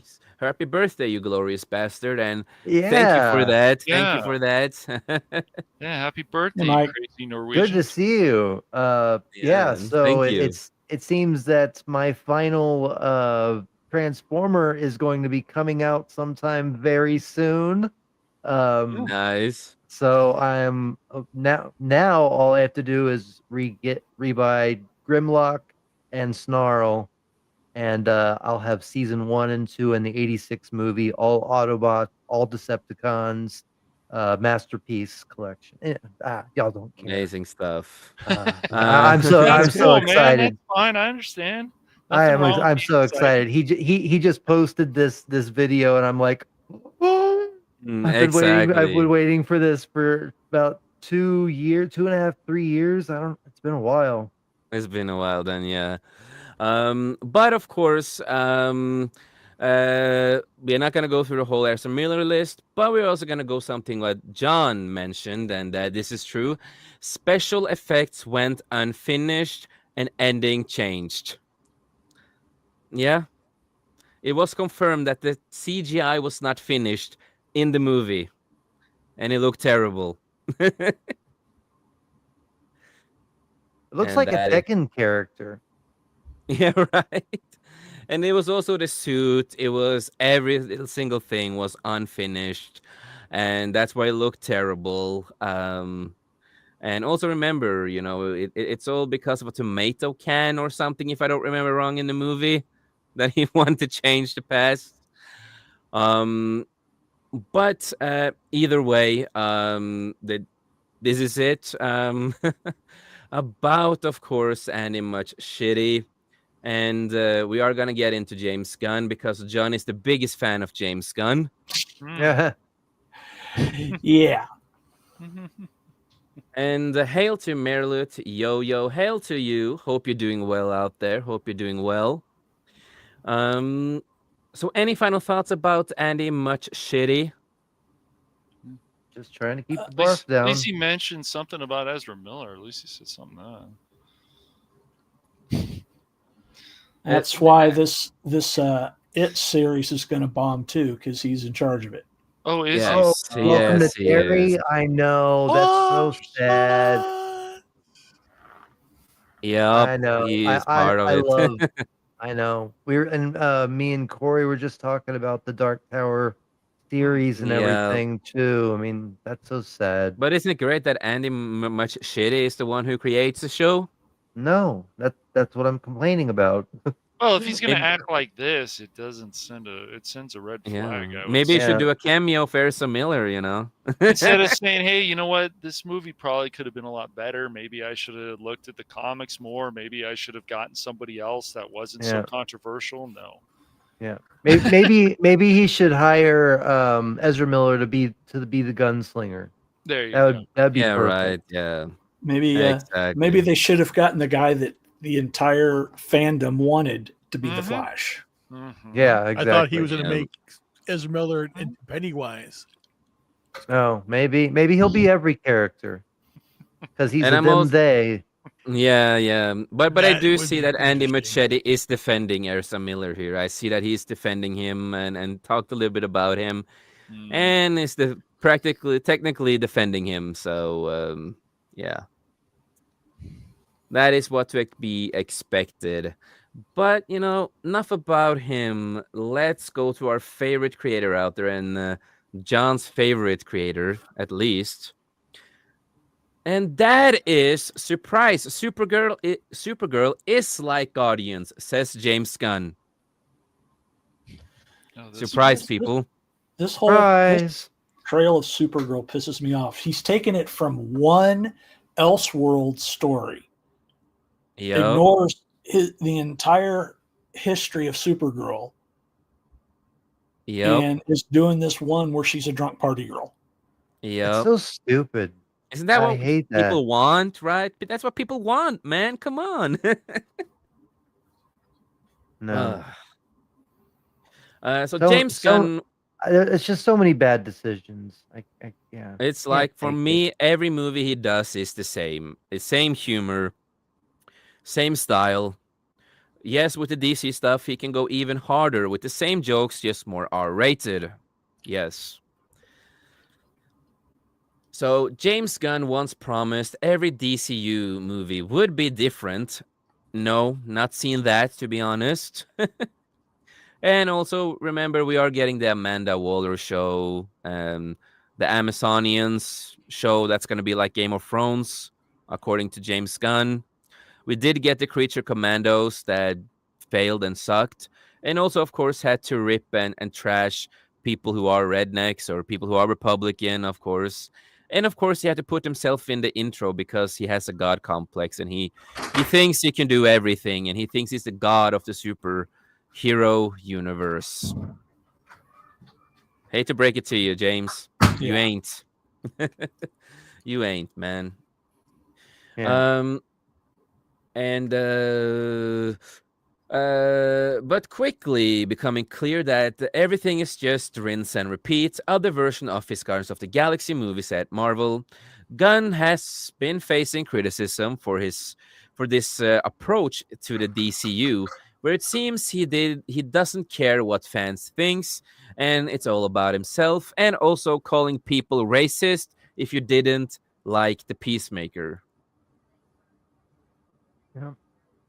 Well, I think just being a white male qualifies as being racist these days. So Yeah, man. Dang those white males all the time. Jeez. yeah, Horrible. yeah. John, I need to ask We you, are ruin you a racist? everything. No, No. But no, according to not- James Gunn, if you didn't like the show, you're racist. True. I don't think he knows what that word actually means. I My don't name think is Inigo anybody does Montoya. anymore. You killed my father. Prepare to die. You keep using that word. I don't think it means I what you think think it's it what you think it means. means. Which is one of my standard things whenever anybody starts calling anybody racist or Yeah, Yahtzee or whatever. Is Exactly. I always put that GIF on their yeah. their post. Yep. You are truly a connoisseur of memes. Exactly. And Comically, if you're saying here, I'm a racist. yeah, There, I admitted it. exactly. So let's see here. One of the criticisms has been that so far every DCU project, all from Gunn, because he does whatever the F he wants, has been the same, which includes Creature Commando, Superman, and Peacemaker. It's all basically been the same story. Throw in a ragtag group of characters, add in goofiness, throw in songs, and have them face an enemy. That's been Gunn's approach to everything, and fans feel it's getting old fast. Yeah, it is getting old fast. And when you watch a lot of his stuff, you know what his kind of humor are, and we have talked a lot about that through the years.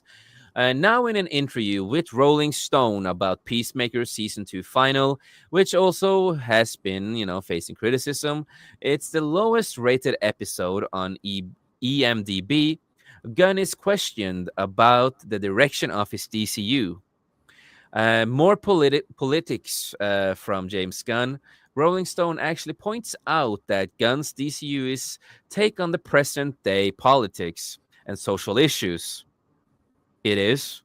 You made a key part of the DCU going forward about the government official abusing their power by having masked thugs come in the middle of the night and expel innocent people from the planet. The article says that Gunn grins with his answer, which sounds like sarcasm. It's just totally fiction, Brian. It's like something that can never happen on our planet. But the beauty of things like comic books, you can explore things that would never ever happen on our world. Okay. And then it is like Guardians. Gunn is asked about the escalating war storyline happening in the DCU, and it is asked if we will be seeing it in Supergirl and Lanterns, and whether or not the war storyline is Gunn's story or part of a larger story. Gunn responds with the mention of comparing Supergirl to the Guardians. Note, it has been said Gunn was on set directing scenes. So let's see what he said. No, both those things are worked in. We both, knew both of the stories were part of what we originally put together. James Gunn, you are not good at planning anything. We have seen that from the beginning. You just say a lot of bullshit, and then you fire people, and then you still have other actors to play the same characters, and you make it a lot of confusing for a lot of people out there. And so on, so on. So they're part of the overall tapestry, but they're also their own thing. Supergirl, especially in a space adventure, probably drunk out of her ass in space, fighting Yeah. people. It's like Guardians. Lanterns is its own thing. There's just a longer sort of a bigger world we're building with all these different pieces, and they do all come together Yeah, so he just talks about this. How do you guys feel about that? About his comment? We start with you, Cash. If you're still there, Cash. Hello. Muted. Yeah, you're still muted. So we are gonna go to you, John. You know that scene in Ace Ventura where he bends over and plays with his Talks with butt? his ass. I used to do that all That's the time. that's pretty much what James Gunn does. Exactly. Hello, I'm here to Th- ask you a few questions. Exactly. Oh, yummy, oh, sodomy. Sorry. Yeah, no. I used to do that all the um, time. yeah, but no, you're right. And no, I watch Superman. I'm not gonna watch Supergirl. I only watch Superman to see what the fuss was about. Saw what they did, of course, making him into Invincible, making him a crybaby in every scene. And Yeah. they tried to do the interview like they did in as the Superman back in the day with Christopher Reeve, and made him into a crybaby because of some memes. And I think that's a self-insert by James Gunn, how he really feels about what people say about him. The Yeah. best part of Superman is freaking Mr. Terrific. Yeah. Yeah. That's Oh for yeah, sure. yeah. Well, and Guy Gardner. I think. Oh yeah, the whole Justice Gang is good. Yeah. I think don't know about, Nathan Fillion played a great Hawkgirl. Guy Gardner. Yeah, I'm not Hawkgirl really killed feeling- somebody, I'm not really killed feeling a Hawkgirl, but important character. I don't Yeah. think the Justice Gang hurts the movie or something. I just Yeah, no. For me, I didn't really care much about them, other than, of course, gay guy, gay Oh Gardner, my goodness. Guy Gardner, and with Mister Terrific, I didn't really care that much, to be honest. But I never cared much about him in comics either. So Yeah. Well, see, I'm a But big not- JSA fan, so yeah, Yeah, no, the exactly. Justice League of America is so huge. There's so many characters Mhm. in it. So Mhm. yeah, I'm a my favorites are the base. The seven. The Superman, Batman, Wonder Woman. Mhm. All the major ones. But then Shazam is another great Yeah, one. he's pretty cool. Yeah, Mhm. I'll just say one thing. Whatever James Gunn's selling, I ain't buying. Oh yeah. Not at all. I just can't wrap my head around the just James Gunn. I just even watching the new Suicide Squad and he directed that, I was like, I'm just. By the time I got to the middle of the movie, I'm like, why am I falling asleep? Well, it was visually That's just me, though. good, That's just but me. it was just Right, boring. I'll give you that. Well, it's the same thing. Me, Jason, and Comic Relief Crusader were talking about. We were making a list of the directors that had their heads so far up their ass they couldn't see. Oh, yeah, we the did, fart yeah. in the winds. J.J. Abrams, Ryan Johnson, Michael Bay, Michael Bay, and James James Gunn. Gunn. Yeah, And I guess there's a lot longer list we can make. yeah, we really could, honestly. James Cameron. Yeah, Yes. James Cameron released Ridley Scott. Oh god. yeah.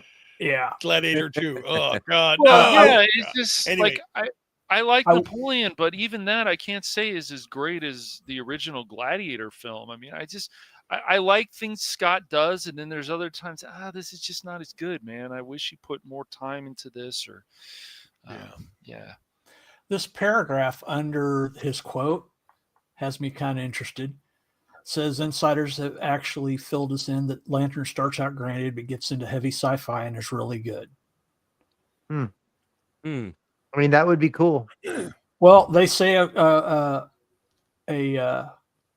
broken clock strike twice a day. I mean, it's entirely possible he could pull out another Guardians of the Galaxy type win. Oh yeah, it's true. Yeah, no, Is exactly. that supposed to be Jon Stewart and Hal Jordan? Yep. Oh, Yeah. that doesn't look too bad, honestly. Yeah, No. well, I mean, it's just Kyle Chandler is a really good actor. If you guys ever watch Friday Night Lights or some Yeah. of the other stuff he Mhm. was in, Yeah. Yeah, Wolf I of like Wall Street, him. he had a Yeah. strong. He's got another presence, like some of these other actors do. But I'm just worried that they're going to go in this whole thing about racism and all kinds of stuff. But I want to give it a Yeah. chance. I want to give Yeah. it a chance. I think it's always easy to jump and not give this stuff a chance because of everything that's happened lately. But Kyle Chandler's in this, so let's see what they do with it. We got Yeah, an older. I'm willing to give this a chance. I am too. But after but you're exactly right about the racism thing. We were talking about it with the X-Men about how Lawrence Fishburne is going out for Professor X. And that was funny to me. I'm like, oh my God. I mean, I It's just and so then Denzel Washington as Magneto. I mean, it's just insanity. I mean, it's complete insanity. They're literally trying to put the racist label on us by doing this kind of stuff. yeah. Okay, and before we And continue more, Denzel and Lawrence before we Fishburne con- aren't even like that. So before we Exactly. continue, yeah. before we continue more, Yes. Ruben has to unfortunately leave. Okay. Oh, Ruben, how are Yeah, you sorry, doing, man? Good guys. to see you. Yeah. I'm Yeah. sorry. I'm a little tired here. I got You all things I right? need to take care of. Yeah, I get tired. I'm Okay. good. Yeah. Just get very Good. weak. Good. But I all understand, things are man. going. I understand. Yeah, all things are going well. So There we're we go. basically Now you can wake up. I hope you feel better, man. And it's such a pleasure to meet you, man. two girls. No, he's funny. No, but yeah. Thank you. So basically, what I'm going to be doing over the next, the next few weeks, leading up to November, I'm refixing my computer, rebuilding it. I'm actually Nice. on it right now Mhm. to do more stuff with, technology and things, and my writing is getting out there. So a lot of good things are coming. Follow my Substack, we'll make it happen. But take care, guys. But I am going to be posting more on X and Substack. So see you out there. Okay. All right, get some rest. Good If to you meet don't get man. banned Get off some X. rest and keep fighting Bye. the good fight, Ruben. Don't give I up. will. All right. I will. All right. Take care, guys. Yeah, and God John, bless. I do want to read more of your books. I get them out there and get some stuff done. Okay. Later, man. All right. God bless. Bye. God bless you, man. Bye. There we go. Always a pleasure to have Ruben on. Absolutely. Great guy. Great guy. Great and- panel. Great panel tonight. Glad I met all of There you. we go. Yeah, thank you, man. I planned this out in the last resort because I want to do something different, and I'm grateful a lot of you guys could join in. But yeah, with the Lantern Show, I hope for people that it is gonna be good. So I'm not gonna expect anything from it because it's still James Gunn. So I'm not gonna expect anything. But maybe he can Heavily pull this stuff. involved in this show? I don't know if he's that heavily involved in this show, is he? He is still part of it. Yeah. He is one of the producers. And if he has somebody that has a leash on him, it might be good. Well, I'd like to sit down with somebody like James Gunn and said, you said you've been reading comic books since you were 3 and 4, but I Yeah. think one of the people who's also co-host said, Archie Comics. No, that was funny though. Yeah. Somebody made a comment, but yeah, I'm not.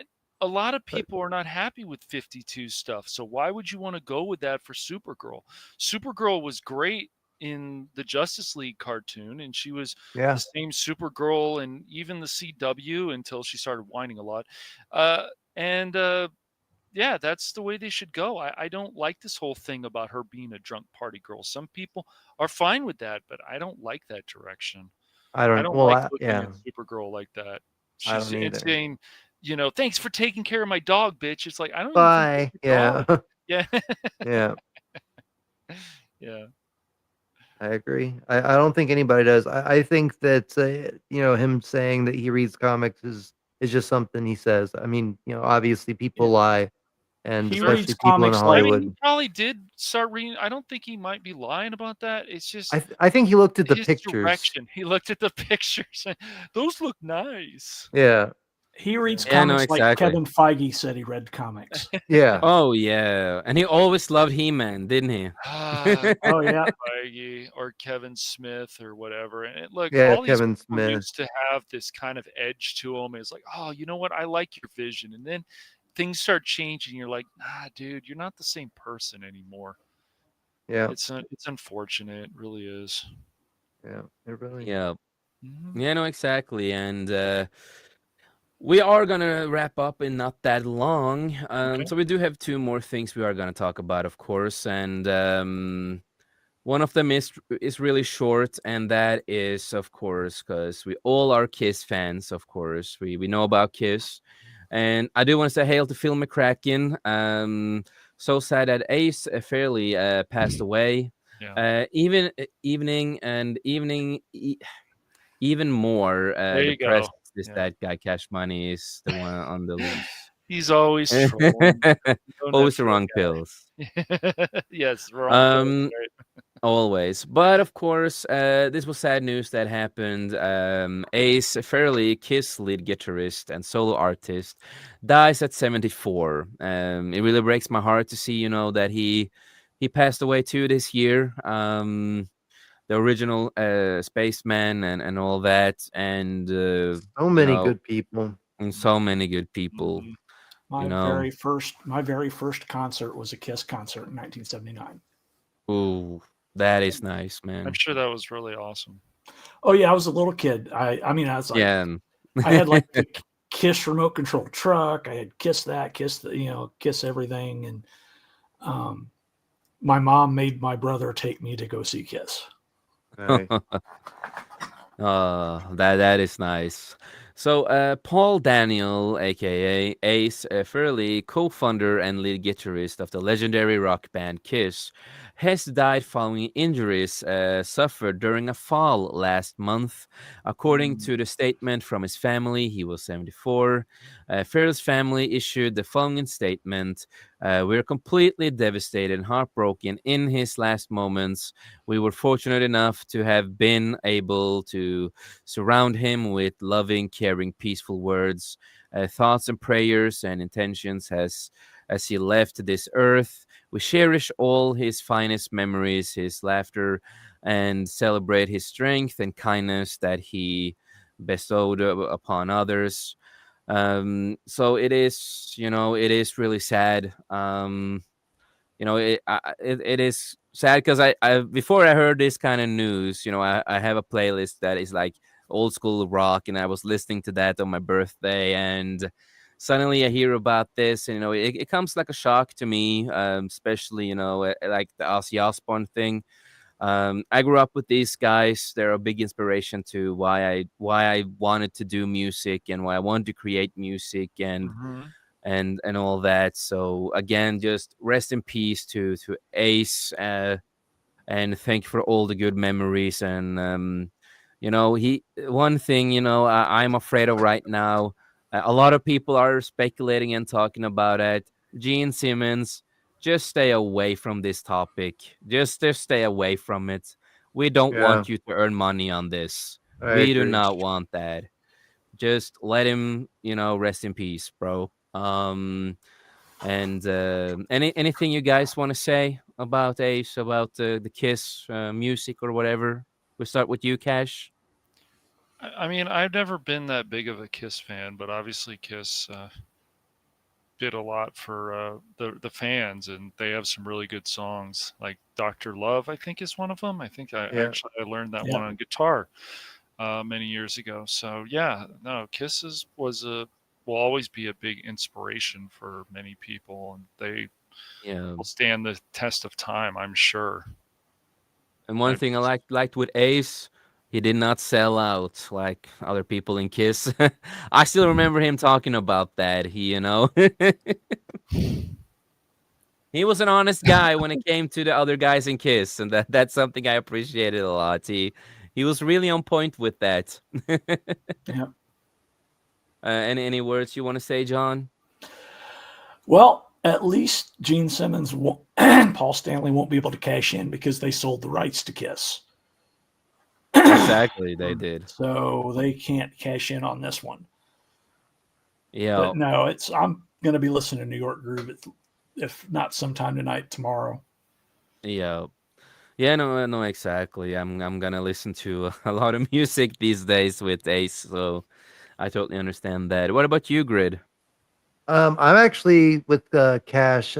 Kiss was never like one of my go-to bands that I'd listen to all the time. It'd come on the radio, and I knew, Detroit Rock City, and the ones that would come on the radio and stuff like that. And they had definitely inspired a lot of musicians, and they're in a league of their own as far as that goes. So I have high respect for them.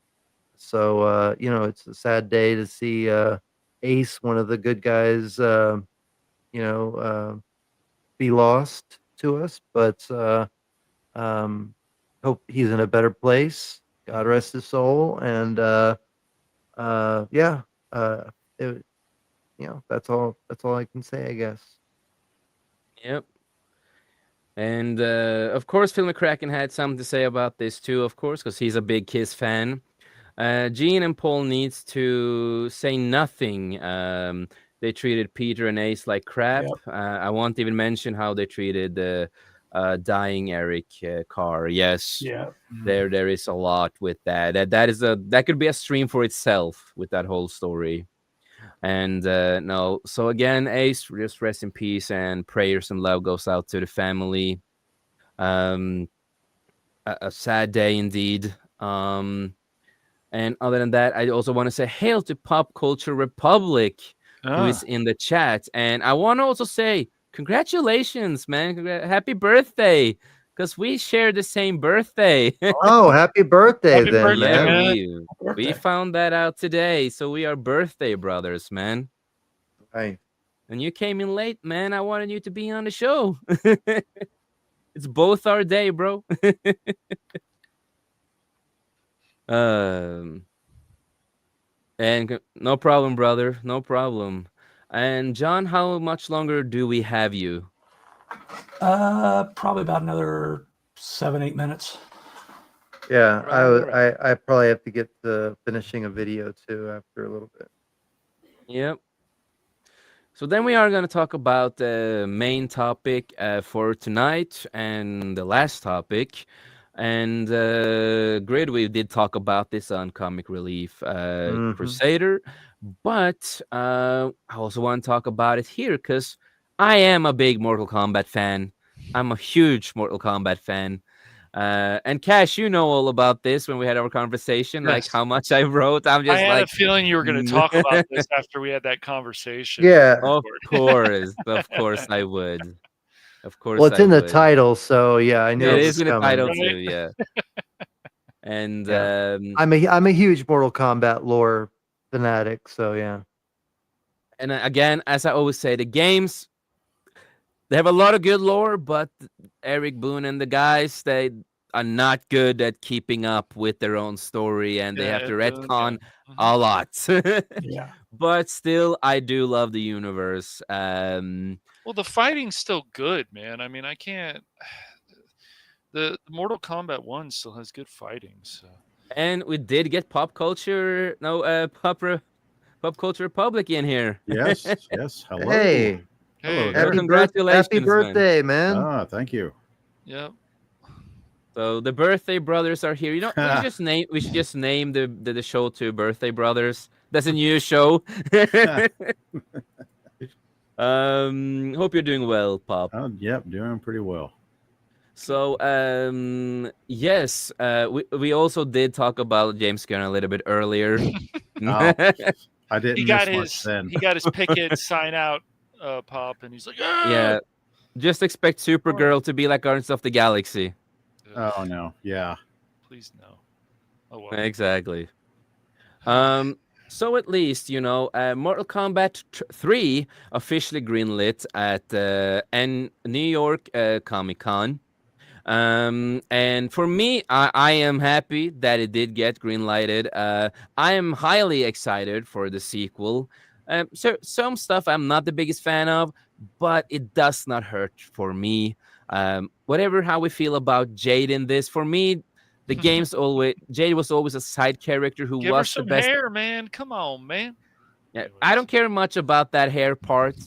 In my view, She's always for had me, hair, though, Jace. yeah, I know. I'm a Mortal Kombat fan.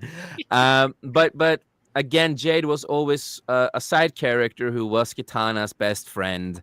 And in the movie, they're gonna explore more of her story than what they did in the games. I'm just excited for Carl Urban as Yep. Johnny Cage. Yes. That's gonna That be should be a amazing. quality choice. He is the perfect cast as Johnny Cage. And if you look at the Comic-Con interview they did, how he acts like Johnny Cage on stage, take up the glasses, and he is having a lot of fun. Nice. And the casting is good. But before Mortal Kombat 2 even hits theaters, Warner Bros. And New Line Cinema all have already confirmed a third film. It is on the way. During the studio's Mortal Kombat 2 panel on New York Comic Con, screenwriter Jeremy Slater revealed that Mortal Kombat 3 is officially in development. Our friends at New Line and Warner Bros. Are happy and excited with this movie. Slater said they are convinced that there are a giant fan base waiting for it, and that they're already hired me to start writing the next installment of Mortal Kombat. And one thing I do want to mention is that they listened to the fans when it came to the first movie. I do also remember one of the interviews with one of the actors when they went to sit on they were in a restaurant eating and stuff like that, and the producer, director, and all that, came to the table, and they basically got a Bible of a script and of what went wrong with the movie and what went well with the movie that people did enjoy and didn't like that much. And they listened to the fans, and they were going to do it a lot better this time, focus on the right things this time. Also, it's a lot of fight scenes, according to the actors. And that I'm excited for. A lot new fatalities, a lot more fights. I hope And, that Johnny Cage does his friendship where he has his autograph picture. Yeah, right. He just leaves Yeah, it right. on the guy. And also one of the little changes with Johnny Cage in this movie is that he is a little bit more serious, but still has the humor, but a little bit more serious to a certain point. Because Good. intentionally, originally, in the original games, they wanted him to be more of a serious character with a little bit comedy, of course. But of course, he became the comic relief character. So finally, in this movie, they are doing what Ed Boon wanted from the beginning. And that I'm really happy to hear that they are doing that, because I always wanted to see, because later in the games, we do see Johnny Cage get a little bit more serious through the story. And I really like. Yeah, continue. Honestly, just real quick, I was just gonna say, I mean, Johnny Cage was a little bit of a comic relief, but I think that Raiden was more of a comic relief than Johnny Cage in the first movie. If we're talking about the '90s one, with, the movie, yes, he was more Christopher Lambert. Lambert. Yeah. He was in the movie, and but no, in the games itself. So no, the game. So I'm happy to see that. Of course, Johnny Cage is more what they intended him to be, and Carl Urban is perfect for that. For He sure. has the seriousness and he has the comedy. So I don't know, Pop, are you a fan of Mortal Kombat? I like it. I'm not a big fan. I don't know the lore or too much of the lore. I think the casting of Urban is interesting because he does bring a lot to the role. I mean, he's a pretty established actor. I pretty much like everything I've seen him in. Yeah. Exactly. And I can say it like this, Pop. If you are gonna go through the Mortal Kombat lore, you probably want to grab some beers, and you are gonna scratch your head. You probably have heard about the Universal timeline, the movies, Universal Soldier movies. Right. And that timeline, how confusing that is with all the movies and all this stuff they did. That is practically Mortal Kombat. Because they had a problem. The three first games almost decent with the continuity, but still some fails. Yeah. It's like they introduced Milena, the sister of Kitana, and they had to find a way to explain why they never mentioned her before, and that was a clone. Yeah. Well, and then Cyrax. Those cyborgs. Yeah. There's a lot of characters. Nightwolf. I like Nightwolf, by the way. But yeah, there was just so many characters they had to fill in with part 3 that they didn't have really a story to go along that kind of tied them all together. But Yeah. after that, when the Deadly Alliance came along, I think they kind of got their stuff together a little more. But that's just my opinion.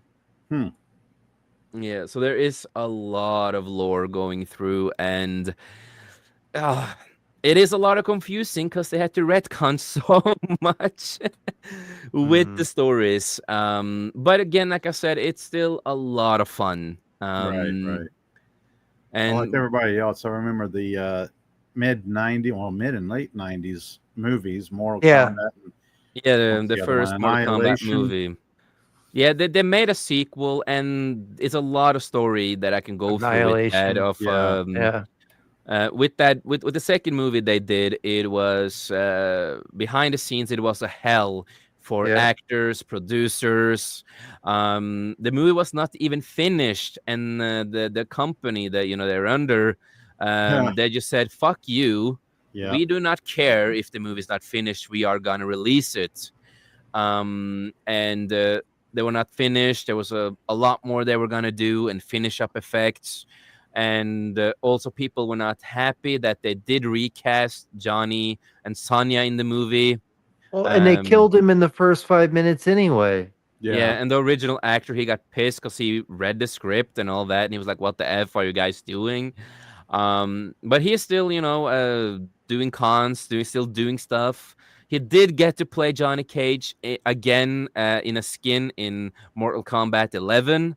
So the original cast some of the original cast did come back to that game. And of course, we had a Chang Tsung actor coming back for the whole game as Chang Tsung in the game. So that's the third time he plays Shang Tsung. Because when you look at the games now, he is the foundation of what Shang Tsung became in the games. Your soul is mine. Exactly. That's why every voice actor is doing that part. So He created the character just because of the movie. Behind the scenes, they did talk about this, that he just came in and he was Shang Tsung. He got the part at once. He was born for this role. And after that, the games became him. Well, and Robin Shao too is Liu Kang. I mean, he was perfect. Yeah. I mean, he's perfect. Yep. And he was supposed to be a bigger star, but unfortunately Hollywood and of course the second movie kind of Yeah. yeah Him and the original Johnny Cage actor, they still keep in touch and are good friends. yeah, well because they are, yeah. the people who made the original Mortal Kombat movie, it's a fun film. It follows the games. It just works. That's how it's supposed to go. And this whole thing with And you can tell they had fun on set together. Oh yeah, definitely. And even though there were some goofy moments, it didn't matter. Those added to the charm of that movie. It's a quality film. The second one was a mess. But Oh yeah. Yeah. the second one is not memorable really at yeah. all. But Agreed. the first Yeah. one is definitely always worth watching. That's how when you have companies interfering. Yeah. They really do destroy stuff. So Grid and John, just tell me when you guys have to leave and we will fix that, of course. I probably need to go. Yeah, me too. I got to finish some stuff before I go to bed, and I have to wake up at 4:30 in the morning. So Oh, Yeah, wow. so we Early will go a morning. little bit longer since popped in. Okay. So John, please promote yourself where people can find you. What's coming up next for you? Well, you can find me tomorrow on Pop Culture Minefield at 8 Central playing through Tale of Two Wastelands, which is a mod that merges Fallout 3 and Fallout New Vegas into one Ooh. continuous game. I'm currently on the moon doing the Old War Blues DLC. Ooh, Uh, nice. But and then you can find me on Sunday doing the football show on Joe's Atmospheres channel. Oh yeah, that's right. But as far as outside of YouTube, well, not outside of YouTube, the first of the year, I'm going to have a new show that I haven't decided if I'm going to do it live or if I'm just going to record it, but it's called By a Thousand Cuts. And I'm going to be going through albums and or bands and their albums and taking cuts from, that I like that may not be, the one that you've heard. So and rating the albums in my opinion. Yeah. But outside of that, I've got a role-playing supplement, a pair of books coming out eventually called The Iron Codex. It's basically a whole supplement inspired by heavy metal. Ooh, And heavy metal. That we like. yep, it's I got items. I've got deities. One of the deities is actually Dio. Nice. Nice. So, but and I've got Lemmy in there as a character, and I've got Ozzy in there. That's obvious. You can tell who it is. Yeah. But as far as my books, I write epic fantasy. I've got a full novel and a novella out on Amazon. You can get it there in ebook or hardback or paperback. The main novel or the novella wraps up the main novel. It doesn't wrap it up. It just shows you what happens to another character outside of what happened. Yep. So and I've got the second book, which is the first book of a whole trilogy that is done, and I'm halfway through the second book of the trilogy. So I am excited to check out your stuff, man. I honestly did not know that you were writing books, man. yeah, I started this last year. Started I'm putting them out excited. last year. A You know, lot of this uh, stuff is based on stuff that I've been playing D&D for 40 plus years, and some of these characters are D&D characters of mine or my friends, and some of the adventures are stuff that we did. So I mean, these stories have been basically percolating for 40 years. Yeah, just been waiting to come out. Yep. That's awesome, Yeah. man. Yeah, I plan on doing regular monthly D&D adventures with the chat. I'm gonna get 5 random people out of the chat the day before the stream and build a character sheet for them and do a improv adventure, Power Ranger adventure for them. That's And cool. then also you mentioned Lemmy. We watched because I do a Mystery Science Theater 3000 show on Sundays, and we watched Citizen Toxie, the Toxic Avenger 4, and Lemmy Yeah. was in that movie. Yep. So So, Yep. but yeah, that's pretty much what I'm doing when I'm Yeah, not working. and and thank you for hopping on, man, for the first time here, man. Oh, I no hope to problem. get you Thanks back for at the some invite. point, brother. Well, I'm sure I'll be back. Yeah. Cool. And then, of course, we have Grid. what is up, everybody? Let me morph real quick. All right. I am Theta Ranger, the Theta of the Grid. And if you like cinema, if you like TV shows, nerdy comic book, anime, cartoons, prop making, magic, all sorts of stuff, come to my channel and check it out. I have a bunch of stuff planned for the future. I'm going to be streaming a couple days a week. I'm putting videos out as well as shorts and doing character voices. Do Meatwad right now, Megatron, Shockwave, stuff like that. But I do that on another channel, which I just created called Thetatran 1, which is a play on Teletran 1. So that's going to be all about Transformers, Masterpiece, collection, We're going to be doing reviews on all those figures from seasons 1 and 2 and the 86 movie, as well as reviewing each episode from all the G1 episodes and the movie, as well as bios, reviews, all sorts of Transformers stuff, streams. Maybe you can get Comic Relief Crusader and anybody else that wants to come on and talk about Transformers with me. And other than that, thank you for having me, Jason. And I love you all. May the power protect you all. And I will Thank you talk for to being y'all here, later. man. Yeah, thank you for having me. And Good talk. happy Of course, late brother. happy late birthday. And thank Yeah, you, yeah. thank you. Sounds cool. Yeah, to both right. of us, bro. Yeah, exactly. All right. Well, it's thank you. morphin time, and I will talk to y'all later. End of line. All right. And Yeah, everyone have a good evening, and I will, or night in some of your cases. I will see you guys around. Have a good one. Yep. Have a good one, man. have a good one, brother. See ya. Great guys. And now we are gonna go a little bit longer because Pop, you popped in, Okay. so Yeah.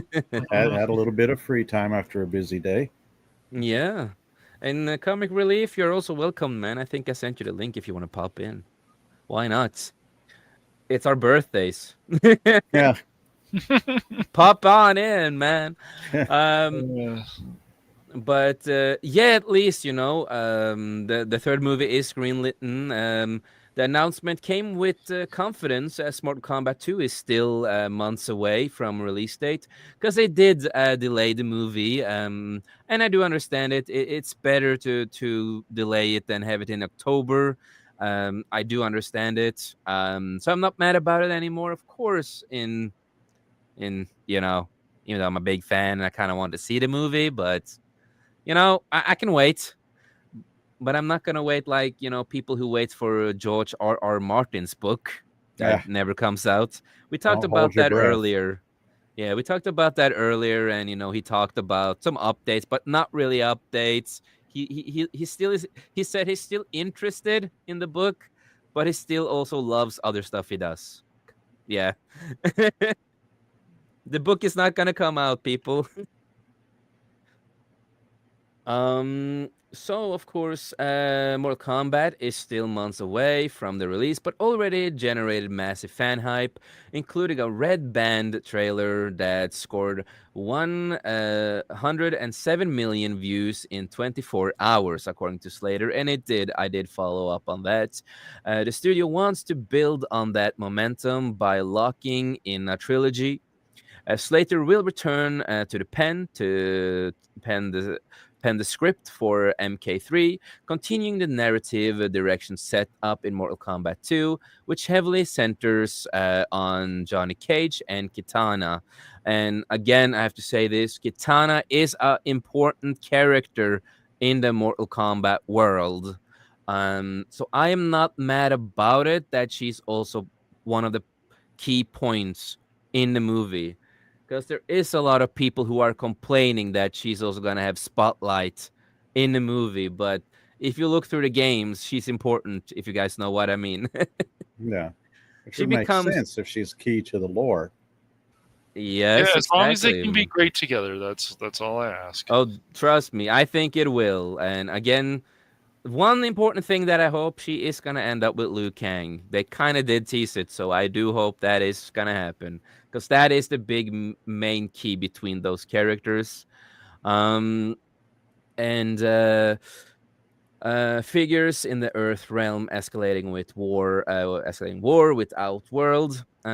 Cast and crew speaking out as Slater joined the New York Comic Con panel by returning director Simon McQuad and the cast member Carl Urban, Johnny Cage, Adeline Rudolph, who I think is a fantastic actor. I think she also did a fantastic job in the new Hellboy movie. It's not a remake, it is an adaptation from the old comics, with the original writer of Hellboy being part of that movie, and it's more accurate to Hellboy than any other Hellboy movie that we ever got. And unfortunately, not many people did give it a chance because it just died. People forgot about it and didn't watch it, unfortunately. But it is more in line of what the gothic style that Hellboy did have in the comics. And I highly like that movie. Recommend it if you guys have not seen the new Hellboy movie. I highly recommend it. Um, and of course, Martin Freud as Shao Kahn, perfect casting, and he is a big man. He is a giant, and he's been in a lot of movies as a villain and stuff like that. And of course, Tati Gabriel. Um, I'm not a big fan of her in real life, but if she can play Jade correctly, and at least after listening to the interview, it sounds like she understands the character. So that is what is most important to me, is that they understand the characters, and at least these actors and directors and producers of this movie, they are actually playing the games and actually going through games and lore and stuff like that. And that it's not many people that do that, right, guys? No, not anymore. It Not doesn't in. seem like it, you know. I So still I'm think there's some poor choices in there, but Jade, if she's just a side character, I remember Jade to an extent. She always had black hair, I think, right? Yeah. And some green outfit, if I remember, was Jade, right? Yeah, that is Yeah. green outfit. And she was more of, we didn't get like super much of her. And if she was, what kind of race she was, kind of have been switched forth and back sometimes. Sometimes she's browner, sometimes she's lighter. So Right. it is like, yeah, it doesn't matter if the character really is played by a black woman, Asian woman, or whatever, because the games have kind of switched it forth and back with the skin color sometimes. You know what I mean? No, it's just that woman is somewhat of an activist. Yeah, I know. I don't like the woman in general, but if she can act the part, and it Yeah. sounded like she understood the character, and if she does, I'm gonna give her praise. But Yeah, sure. she's just gonna play the best friend of Kitana, and that's it. Oh, okay. I just had to pull up the actress to see who Yeah, she was and Yeah, what Yeah. she's she in looked the like. intergalactic game too, man. So it's like a GI Jane character. It seems in space. Mhm. There's been Okay. already a lot of criticism and backlash because that game. They seem to be going also with like Dark Souls type combat. I don't think they need to do that because Naughty Dog never has. But I didn't really know much about her before, so. Oh, it's not really that much to her. It's a little story, being her best friend and other stuff like that's going on, but not really that big, at least in my opinion. And I know there's a lot of other Mortal Kombat fans that feels the same. So I know there's a lot of Mortal Kombat fans that is giving her a chance to play the character, just put aside the politics and who she is, and just separate the person from the art. So if she understands the character and it sounds like it, I'm giving her a chance in this movie at least. Okay. And yeah, McCoy addressed that the delay of Mortal Kombat 2 from October 2025 to May 15th, 2026, saying we created a massive summer blockbuster, and that was the main goal. So we think we should all be proud of that fact that Mortal Kombat 2 and the franchise itself is going to kick off the year. Yes, we have to wait, but it's going to feel massive when it comes out. And for me and Mortal Kombat fans, a lot of us are excited for this. And as they promised, it's more fights. I don't know. I think they said it's around 20 fights, over 20 fights in the movie. A lot of fights, a lot of gore, because again, Mortal Kombat is known for the gore. Yeah, it's And always good to have fighting in a fighting movie. Right. Exactly. And it was a full-length. McCoy described the sequel as a full-length expansion of the tone from the first film opening scenes, with MK featuring more fights, higher emotional stakes, and deeper exploration of the Mortal Kombat lore. So I did listen to them that they have researched like the old games and the new games, and they have Kung Lao back in the game, in the movie, because in Mortal Kombat we have different universes and time travel stuff and all that. It's, if you think Marvel is confusing, Mortal Kombat is a little bit more confusing at times how they treat it. But So a lot of people loved Kung Lao in the movie, and that's why they decided to bring him back. And the actor who plays him is also one of Jackie Chan's students and Oh, in his pretty stunt cool. team. And he is a big Mortal Kombat fan. He loves Kung Lao and did Kung Lao justice. And so there are gonna be some universe thing. I don't know if it's time travel thing or different universe thing, or if they bring him back from the dead. That depends. We will see what they do. I'm happy either way that he came back. And also a really amazing singer. I'm really sad they did not include his song, "Flawless Victory," on the soundtrack of the movie. Because he made a song about it, and it was really nice. But of course, it was about pushing the boundaries with everything. I wanted to have much more emotion with the characters, so there were much higher highs and lower lows. I wanted us to journey through all the realms and different places, and that can refer to the different realms in Mortal Kombat. It can also mean different universe stuff. We will see what kind of stuff they're gonna do, levels and environment you can go to in Mortal Kombat. I wanted us to spend more time in those places and to be able to use the treasure trove created over the years, he said. And again, they have been really involved studying the games. And of course, he talked about this.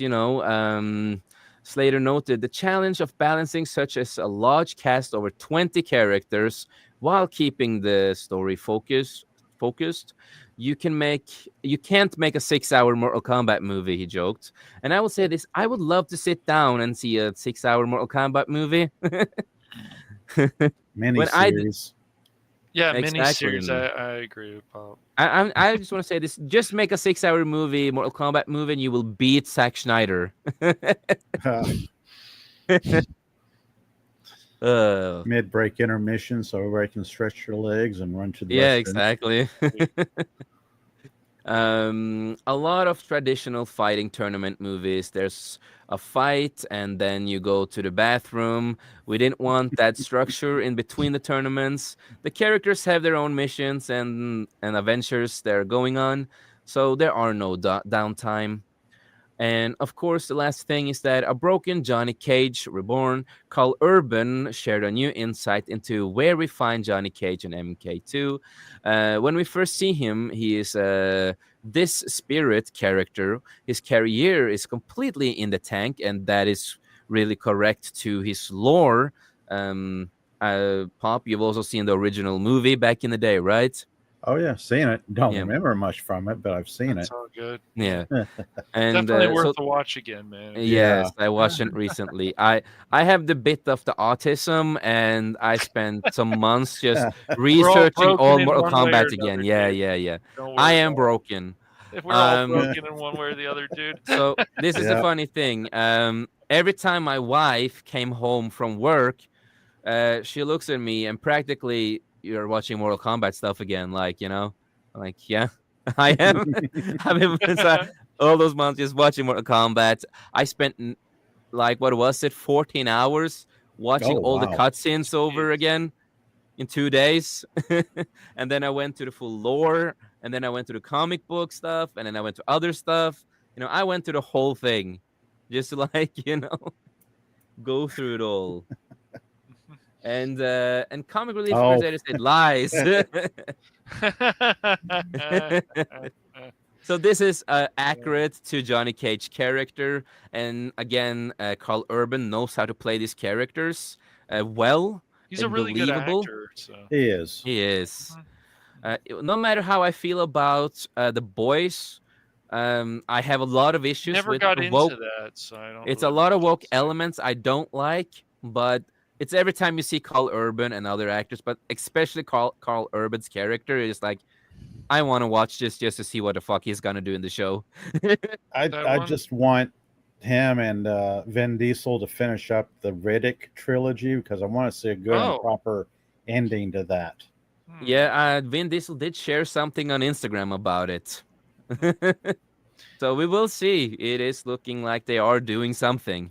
Oh, good. About time. It is about What was the time. last movie called? Riddick. It was just Riddick, right? I think. Yeah, Yeah. that was just Riddick. But he's not been keeping up with his training, and the world has forgotten who Johnny Cage is, and that is also true. And again, the character is inspired by Jean-Claude Van Damme, and that's kind of a little bit what Jean-Claude is right now. It is a forgotten man, and you know, Who? his career is Jean-Claude Van Damme. The guy who did Bloodsport, Oh, Universal yeah. Soldier. Yeah, yeah. Yeah. No, I was Yeah. making a joke. Like he's Yes. been forgotten. Oh, Like, who? That was a joke. oh, all right. Yeah. Well, I'm just a little bit autistic, man. That's all right. It's all Boy, good. you're- no excuses. I'm just gonna, Jason. yeah. Come on, Oh, you, come you on. didn't see it. Come on, man. You didn't see that coming. Ta-dum. But no. So because of that, it kind of fits to who Sean Clone is today. But no. I'm excited to see Carl Urban as Johnny Cage. I'm excited for this movie. I'm excited that they're getting a third movie. And as a Mortal Kombat fan, I'm happy. Well, did the It- first one do pretty good, or the reboot, or whatever? I guess it's. it's not a reboot. It's an adaptation. That's This what is I always read. adaptation. It is an adaptation of the So games. The last one was of Okay. So Yeah. it's not If really it was a reboot. reboot, then it's like rebooting the first movie, but that's not what they did, and it's just a new adaptation of the Mortal Kombat games. Okay. And it was like a 50-50 to a certain time. A lot of people had problems with certain things, but according to a lot of people over time, this movie grew on them, and It that's what it did happens. with me too. It can happen. Yeah. It did. And for me, I had issues with certain things. I'm like, okay. And then just like, okay, watching it later on in life. And I'm like, I actually like this movie. The main character did grow on me. I started liking the character and excited to see where he's going to go in the future in the movies. And yeah, Kitana, no, Milena in the movie was a little bit, she's not the clone. She's not the sister. And again, I don't blame them for doing that because if you go through the games, it is a little bit of a broken story how it all came to pieces and together. It is the same thing that Scorpion kind of was Chinese first before they said he was Japanese. Alright. Because, it is how it was because back in the day, it was like some card stuff that came out. Or a book. I don't remember completely what it was, but in the lore, he will say he was a Chinese ninja, right? He's from China. Oh, right. And then in the game, suddenly he was a Japanese. So it was a lot of confusion where he really was from at the time. I seem So- to remember something about the lore about a rivalry between Scorpion and Mhm. Sub-Zero. Yes, like definitely. Yes. competing Yes. ninja clans And or and that is the fun story that I'm excited to see if they're gonna explore in this movie because that lore is Scorpion Hanzo back in the day. He was a soldier, a ninja, and all that kind of stuff. And he's in his own clan in Japan. And then you have Bihan, who is the original Sub-Zero, because you have two Sub-Zeros, Bihan and his brother. The brother is the one you will see later on in life. He has a trademark of a scar on his face. That's true. And Bihan becomes Noob Saibot after he dies. So the thing is that Bihan did not really kill Scorpion's family because that's why they have their rivalry. Because Scorpion wants revenge and he gets tricked to think So- that Bihan killed his family. Like and he- Comic Relief Crusader said, China doesn't have ninjas, so that could be a problem. Yeah. But so that's I think Quan Chi, who's a sorcerer, uses magic to look like Sub-Zero and Bihan and killed Scorpion's family to trick him and all that and make him into a slave from hell, basically, to make him the Scorpion that we all love and cherish. So it's like a whole lore behind that rivalry and why they are doing this. and then the new Sub-Zero, who is the brother, and Scorpion become friends later on, and Scorpion will know the truth, what happened in the end. So it's a whole lore. The reason that Scorpion's lore and Sub-Zero's lore is the best written story in Mortal Kombat is because Ed Boon loves Scorpion. That's why they focus a lot more on Scorpion than anything else. Well, Scorpion's a Um, great character, man. And we have the classic "Get Over Here." That is Ed Boon's voice Yep. doing that. That's awesome. Yeah. So yeah, I could go all on about the lore, but we're not gonna do that right now. But that is a little bit of it. I hope they are gonna do a little bit of that, of course, in this movie. But if not, I'm still happy. I'm still happy. So no, just looking forward to it, and yeah. But other than that, we are gonna go into at least some other topics that I think since Pop hopped in, we'll be interested in. Okay. And it's a Brace positive yourself, one. Pop. Oh a boy. trap. I'm sitting down for this. I'm ready. Let her rip. You're ready. You're ready. So let the show start. No, and that is that Batman Nightfall Oh, animated goodness. film announced at the New York Comic Con. So that can be interesting. Depends on who's doing this. Oh, I have the comic books. I don't know if I really need to. I don't know if I really need to see this story told yet again. Are If the I'm gonna- comics worth reading, man? Yeah, it Oh, was a of pretty course, it's good Chuck Dixon, storyline. man. It Chuck was, Dixon is part of it and all yeah. that, man. Yeah, it's fantastic. Okay. it was one of the big events of the early '90s. From Oh, yeah. of course, you had the death of Superman that like captivated comic book Yes, I readers, and then remember you that. had Nightfall or Batman Nightfall, which is the second biggest comic book campaign from that era. I mean, there was Image, Yep. there was Valiant, there's Marvel, DC. Everybody was doing their best to one up the other, and Exactly. DC pulled out everything. Pulled out all the stops with Death of Superman because that was Oh, yeah. ridiculous at the time. They even Oh. made. I remember seeing a bit on my local Yeah. evening news, or I don't know if it was local. It might have been like national news. Like today is a superhero died today in comic books. Blah blah blah blah blah. For now, yeah. Of course, anybody Yeah, who knows the deep lore of Superman, it's not the first time the character actually died, but Right. it was the most Yeah. well marketed.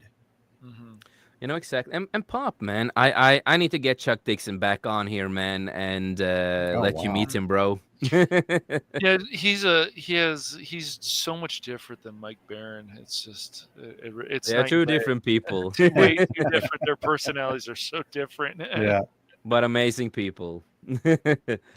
Amazing friends, amazing people. And no, we should have had Chuck Dixon on here right now as we're talking about Nightfall that he's a part of. But Warner Bros. Animation, DC, and Warner Bros. Home Entertainment announced at New York Comic Con that Batman Nightfall is being adapted into a multi-part animated film. Okay. The project brings the classic early 90s storyline to animation for the first time with part 1 titled Batman Nightfall. Nightfall arriving in 2026. And a little bit, a take on what the story is about, everybody out there. The story of Nightfall, the first installment, adapts the opening arc of the famous comic book series following Bane as he frees Batman's entire rogues gallery from Arkham Asylum. And I think we need to get Arkham Asylum in real life because there's a lot of crazy people out there, just saying. As as Gotham decays into chaos, Batman faces his greatest physical and psychological challenge. And I remember Chuck Dixon talking about this in the fantastic conversation that we had. We still have the streams up. If you want to watch that, you can find it. The official reads of it, of course. When a mysterious behemoth known only as Bane frees Batman's entire rogues gallery from Arkham Asylum, the Cape Crusader is pushed to his mental and physical breaking point. And that is true. It's a really great story. It is insane. Awesome. So the team behind the film is The movie is directed by Jeff Wamster, who was behind Justice Society World War II, and written by Jeremy Adams, who did Batman Soul of the Dragon. I never saw that movie, The Soul of the Dragon. Did you, Pop? Did I you don't watch? think so. I kind of checked out some of the newer Mm-hmm. animation from, I guess, Warner Brothers Studios. Some of them Son of I Batman just was skipped. yeah. Son of Batman I thought was pretty good. Nothing really. Their A early lot of them stuff was just don't. far superior. It It really started was. going It really downhill. is, yeah. Mhm. And they I started doing don't. some weird animation later on too. Yeah. I did not Yeah, like. I don't like some of that cell. What was one of the latest ones, like cell shading animation? I'm like, nah, you guys had. I like your Yeah, animation before. I don't know. I just yeah. you look at the Justice Don't League fix stuff. something that's not broken, man. Yeah. Exactly. Yeah. The animation was so great in that. I don't know. And the true son of Batman is Terry McGinnis, not this whatever blah blah blah from Ra's al Ghul's daughter.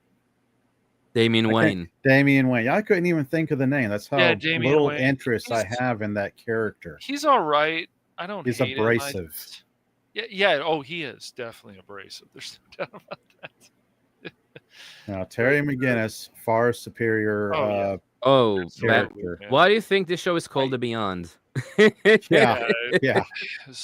Yep. My favorite Batman is Terry. My favorite show of Batman is Batman Beyond, of Yeah, course. he likes that cyberpunk more stuff, which is great. I mean, Batman Beyond Yeah. is great. I'm not gonna say But that. I will say, I did not like that they made him into Bruce Wayne's son. I liked him to be I a know solo other people character. who feel that way too. and Yeah, I liked him to be his own character. And the I way actually they didn't kind of mind that because it was like done against Bruce Wayne's knowledge or will, kind of don't you underhanded. feel bad for the dad? The Yeah. Yeah. I supposed mean, to be the dad. That's evil, man. Yep.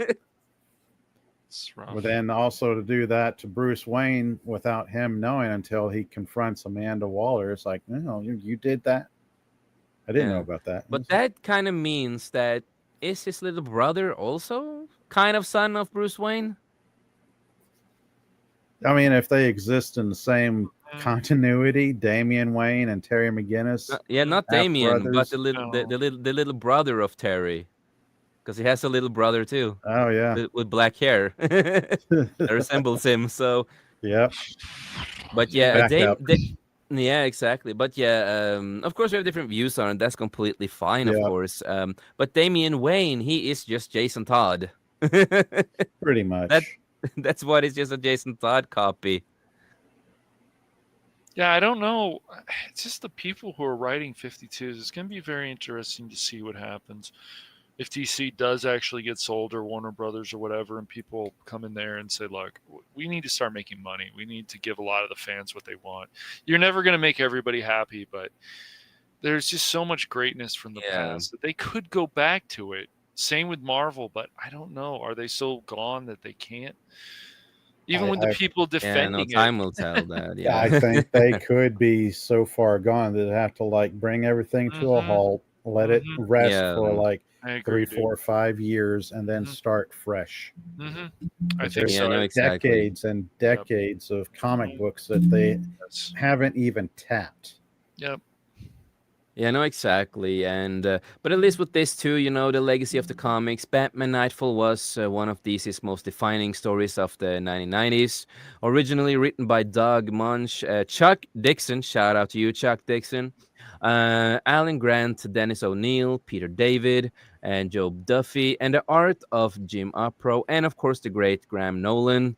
And Norm, something in last name I cannot pronounce, Brayfogle, I think, and Jim Pallant. The storylines is best remembered for introducing Bane and depicting the infamous scene where he breaks Batman's back. That's iconic. Yeah. An event that shaped the Dark Knight's mythical story for decades, and that is true. A very Um, different Bane from what we've had in the movies because movie Yeah. versions of Bane are so far removed from the comic book origins, especially the Christopher Nolan movies. Yeah, no, exactly. And I know what I'm gonna say. With this project, they should have really brought in Chuck Dixon and some other of the original people to like oversee the movie and what That's what they're I never doing. understand. Justice League Doom, you go back to the other one, Flashpoint, I thought was quite good. Uh, just really, I don't know where they're going with their animation. I don't really understand a lot of DC's direction. Pop, did you, by the way, see, and I always want to ask people about this, did you watch the Penguin show? The Um, Witch show? the Penguin show, by any chance? No, I've seen like little clips of it, but that was Dude, about it. it's so good, man. This whole thing about Penguin meets The Sopranos, I highly recommend it. I think you'll like Ah, it a lot. I could be okay. wrong, It's but a top tier of really DC. good, It's man. one of the I, best I things will they give have it a done in shot. decades. I kid I'll you give it not, a man. shot It's if I can really find great. it. And it's so sad that in the new movies, when you're gonna see him, he's not gonna be as big of a star. Yeah, yeah.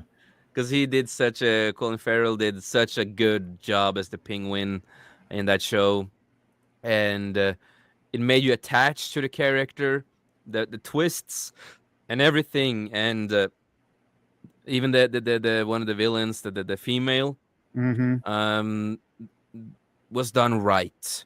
You can Okay. have badass female characters and not do it like wokey pokey shit, but actually have a story Not that like the makes sense. CW or whatever it was that did Gotham, or who, not the CW, whoever did the Gotham Oh, TV who was show. that Oh again? yeah, the Fox. That was Fox, right? It Fox. was on Yeah. Fox. Yeah. The thing is about Gotham, I didn't understand why are we keep pushing this whole thing about he's gonna be Batman. We don't need to push that. I like the whole thing about Gotham was Gordon. Warner Bros. Yeah. Television. Okay. Yeah, that makes sense. Yep. The continuity didn't make sense because you The had a continuity made no Batman sense. who was like Mhm. decades younger. Yes, than and it's like we're his- pushing this. We're pushing this. I'm like, I'm not, and I didn't like Joker Yeah. in that, but Gordon was really good, and then his Gordon partner, was good. Gordon Bullock, was right? good. Bullock. Those I were like the that two best actor. thing, and the guy No, who played I Riddler. like the Joker. Riddler was really good. Riddler from was that good. show. Yeah. yeah. Penguin wasn't too horrible, but they of course made him into a bisexual character because the actor is gay and he gets Yeah. feelings for the Riddler. It's like, okay, Jealous. whatever. Yeah, Just whatever. became fan fiction. Yes, but no, I enjoyed Cameron as the Joker, even though they couldn't use the name because he has a good acting range, and of course he played two different versions.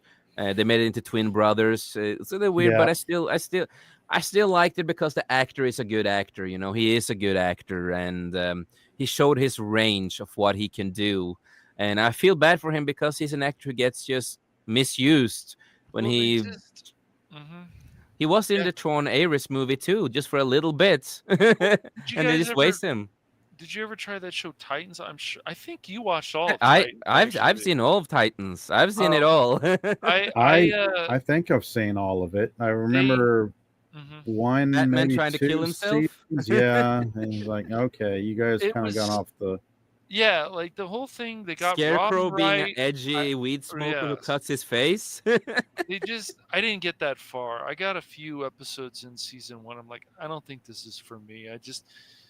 I wasn't a big fan of what they did with Starfire, and I'm like, no, Oh, she's just an no. alien. Oh, She's Didn't just care an for that alien, not either. some black Yeah. hooker. And she's It- not it- black. She's not white. exactly. She's not black. She's not green. She's orange. She's an Yeah, alien. exactly. That's what she is. And That's what her and skin like color should always be. But exactly. And like I said, I don't mind the actress. She's not a bad actress, Mhm. but you could have made her into a goddamn orange alien. Right. First time, just leave it that and way. make a better story to her. Yeah.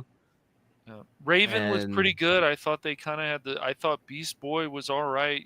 Comparing the animated one, which is way superior to what Titans Yeah. was. But Dick Grayson, he's like, "Fuck Batman," and like the first Yeah, I didn't Yeah. care for that Yeah. either. No, Yeah. it has That more that's a Jason Todd negatives than thing. yeah, positives. right. Yeah, but you guys watch all the seasons. I of watched that. it all. Yeah, I unfortunately, might- I don't remember. I You're remember right. most of it. Unfortunately, Yeah. If it was good, I would have remembered it. But yeah, And then a I few years remember it ago, even if it's bad or good. Yeah. you got The Brave and the Bold, and then they're going to finally do a live action movie of that. And I'm like, are they going to get the humor right? Are they going to? Did people The watch the animated uh, one yeah, but the Brave and the or Bold, read Bold the movie, comic or the play the Brave game? and the Bold movie that is made by James Gunn, I it's know. about Batman and Damian Wayne, and it's made by No, Andy, and no, it's made by No. no, Andy Much Shitty, the guy who did The Flash, who no, is directing the movie. Yeah. no. I know they will start Uh, scraping the bottom of the barrel if they announce a live action adaptation of Young Justice. Yeah. Well, Oh, you know, don't Bob, remind me of the last season. At least I did not like Oh, that the last last two season. seasons were awful. The first two Yes, seasons were at least watchable. It's like, yes, I like okay, the I two can first. sit through the Mhm. first season, maybe part of the second season, but once you turn it into a soap in season 3 and 4, it's like, Yeah. no, When it's not supposed to be, yeah, yeah. those decisions are That ridiculous. it wasn't. I don't remember. Was it the third season or that got canceled after, or was it the second season that got canceled and they got it back on air again? I don't remember which one it I was don't remember either. because it got canceled It and then a lot of could have fans got been it back. between season 2 and 3 because going Yeah, from season 2 to season 3, it seems so tonally different. It's like, what's yes, going on here? Is this topsy turvy world or something? yeah, exactly. And we had what was his name? Aqualad. You know Yeah, the black. He, He's gay, by the way. They made he's him gay in the gay. comics. Yeah. Yeah, yeah. And the reason is he bleaches his hair. That was like the oh, show that he was gay. I'm like, just because he bleaches his hair, there's a lot of straight people that does that. Okay, sure, And you man. had um, Superboy marrying Megan, wow. Oh yeah, Miss I haven't like the Martian. cousin of Martian Manhunter or something. Like, Yes. okay. Well, even in the Blue Beetle movie, where's Batman? Where's Huntress? He's a Like, fascist. Of course, it's not gonna of be. They course called him a not. fascist. I just in a Blue Beetle movie, excuse me. Oh, God. It just makes sense. Batman should be around because they're Remember dynamic Chuck and Dixon's their banter reaction on works so that? well. Oh, I remember. Chuck Dixon, he was like, "What the heck, man? That's not anything he's been writing." Mhm. Yeah, I know. George Lopez saying Batman's a fascist, and you're like, is that supposed to It be looked funny? it looked like a It's ridiculous. like a wannabe Power Ranger movie. It's not bad that they want to take these characters that maybe are not as popular, but the thing is, you've got to add other characters that are popular. Batman and Blue Beetle, at least from what I had saw in the Brave and the Bold, play off each other really well. So, Did I, any of you guys Yeah. watch but they Black don't do Adam? these things. No, I haven't watched that. Unfortunately. Did you like Yeah. it? Did it follow what I know you guys have I come from more a perspective of a lot of this animated stuff growing up. I hadn't read a lot of these comic books, but Yeah. I'm always willing to I found out about more of this stuff later, and I still do research. Like, I don't understand certain things that went on in that Hawkeye show, but that's a whole nother story. Yeah. No, I'm Uh, gonna say it like this. If I deviate the comics yeah. from the movie, I enjoy the movie because I do enjoy a movie, but I have to deviate it from the comics. Mhm. And I have to look at it like, Mhm. the Rock superhero-ish style, the anti-hero story. And I did like some of the actors and stuff like that.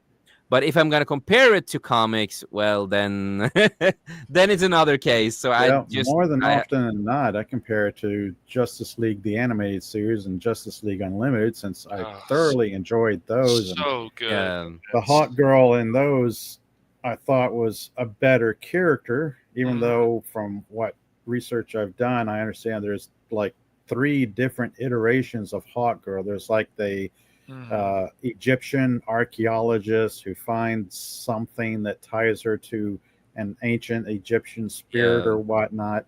Then there's essentially you have the space cop from planet Thanagarian yeah, something space like that. cop. Yeah, Yeah, the redhead, green-eyed girl yeah, that's prominent in the animated series, which was pretty good. But no, we won't get the space cop in any live action movie. We'll get the Egyptian. I think there's something that if they worked it right, you could have both versions and the same continuity. It'd be kind of weird, a little confusing for the non-comic book audience. Fans. Yeah. Yeah. At least we comic book fans, we're like, okay, this is the different universe. It's like this, all right. But Yeah, the casual yeah. viewers are gonna be like, what is going Well, on? And I mean, where did that Hawk Girl come from? Like from the Justice Gang? Is that it? Just seemed weird. I didn't. I was just like, am I supposed to like this Hawk Girl version? I don't. Is that a 52 version? So you guys know I at all? isn't haven't. that more of I, the I wasn't that, stopped reading comic books in the Oh, I mid late understand. Yeah, of 90s, course. right before the advent if of I don't 52. remember wrong, it Gotcha. was more of Egyptian style. I I think it think was so. in that's what I All right. remember, like back in Egypt and stuff like that. The story there was so weird what they were trying to do, It and the love was. they made like a love triangle thing and this and that. It's like it was so weird how they did it in the show. It's like I enjoyed season 1 to a certain point. And then it just Of got Legends of Tomorrow. okay. Oh, Legend Yeah. of Oh, Tomorrow. Legend. Yeah. Okay, so we're going to CW now. Okay, yeah, Yeah, because that's where the one of Shifting the gears here. yeah. but you mentioned Hawk Girl in that. I thought you mentioned Well, her from because that was more Justice League, Egyptian. the animated Yeah, series. because right, I like her in the Justice League series. That's the Hawk Girl I Yeah, like that's a the lot. Hawk Girl. Yeah, yeah, That's no, the Justice League exactly. and Supergirl I Justice like League a lot. Unlimited, Yep, the animated series. yep. I liked her in that. I liked her in the Yeah. original Justice League animated show. That's the Hawk Girl to me. Yeah. This Hawk Girl that I Yeah. saw in the Superman movie, I was like, I can't. I don't really support this. It's weird. She killed a senator or something, wasn't it? If I Yeah, don't remember wrong. So yeah. Now, anytime I talk Hawk Girl, I'm almost always referencing Justice League animated series Mhm. and then Justice League Unlimited, where they Yeah. introduced Mhm. Green Arrow, which was a pretty good introduction. Mhm. That was Yes. an excellent introduction. Yeah, Having 'cause him those Yeah, no, banter exactly. Fair with Law. Batman, Yeah. that was a great scene. Yeah. And the newest Batman show, it had its moments, especially with Two-Face, but it just wasn't nearly as good as animated series or Batman Yeah. Beyond. But I'm Is this talking what I the talked- Nolan verse Batman. the no, I like Nolan verse a lot. Oh, yeah. But the latest one with Paul Dini, was it? Yeah. Who worked on the newest show. What is it called? The Batman one, the animated one. It was pretty good, but it was the Two-Face stuff that was the best. They should have started off with that. They just Is that the they one made- they made Harley Quinn Asian? Yes, Harley Quinn's like either Oh, Asian yeah. and a Mm, lesbian yeah, and well, stuff. Yeah. I'm loosely aware of that, but I have Yeah. not watched Yeah. The any of that. animation's pretty good, but it was really weird when they had dark characters and then they made the scene And they made darker. It was really what- bizarre. I'm like, why? was it I don't Penguin that became a understand these woman things. instead? Yeah, I A was woman about to character? say, is that Yeah, the Yeah. one Penguin with was a the woman. Yeah. Some people were penguin? okay with that. Yeah, I I remember, didn't yeah. feel it. I I wasn't feeling checked it. out right out of that. I mean, Yeah. I saw enough of that and said, "Oh, Yeah. I don't need to watch I this." gotcha. Yes, exactly. And now, since we are mentioning, no DC, and we mentioned earlier in the stream that James Gunn compared the Supergirl movie to Guardians of the Galaxy. It's gonna be like Guardians of the Galaxy. That's And- what he and- wants to do. But Yeah, and not just that. The writer of the Supergirl movie, Supergirl writer admits that she doesn't understand the character's comic past. Surprise. Oh boy, So how do you think this is gonna go?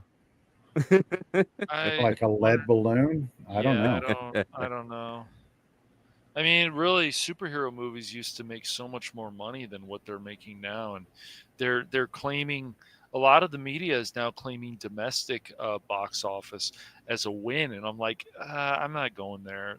I would claim the worldwide as a win. Excuse me. This domestic thing, I think they're just grabbing at straws, guys. Yeah, Yeah. So according, Supergirl screenwriter Anna something last name recently told Variety that she doesn't understand the past iterations of the character, especially those that emphasized optimism.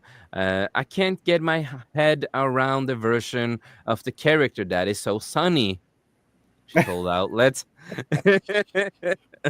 She wasn't always sunny. Mm. She's just happier. But even okay. Did she watch the Justice League? And Did she read the No, comics? No, I don't think did so. I don't think Gunn so. tell her to do this stuff?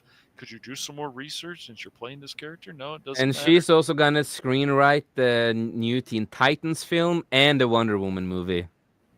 Oh. Boy. So DCU is going to crash and burn then, huh? They might if they don't understand.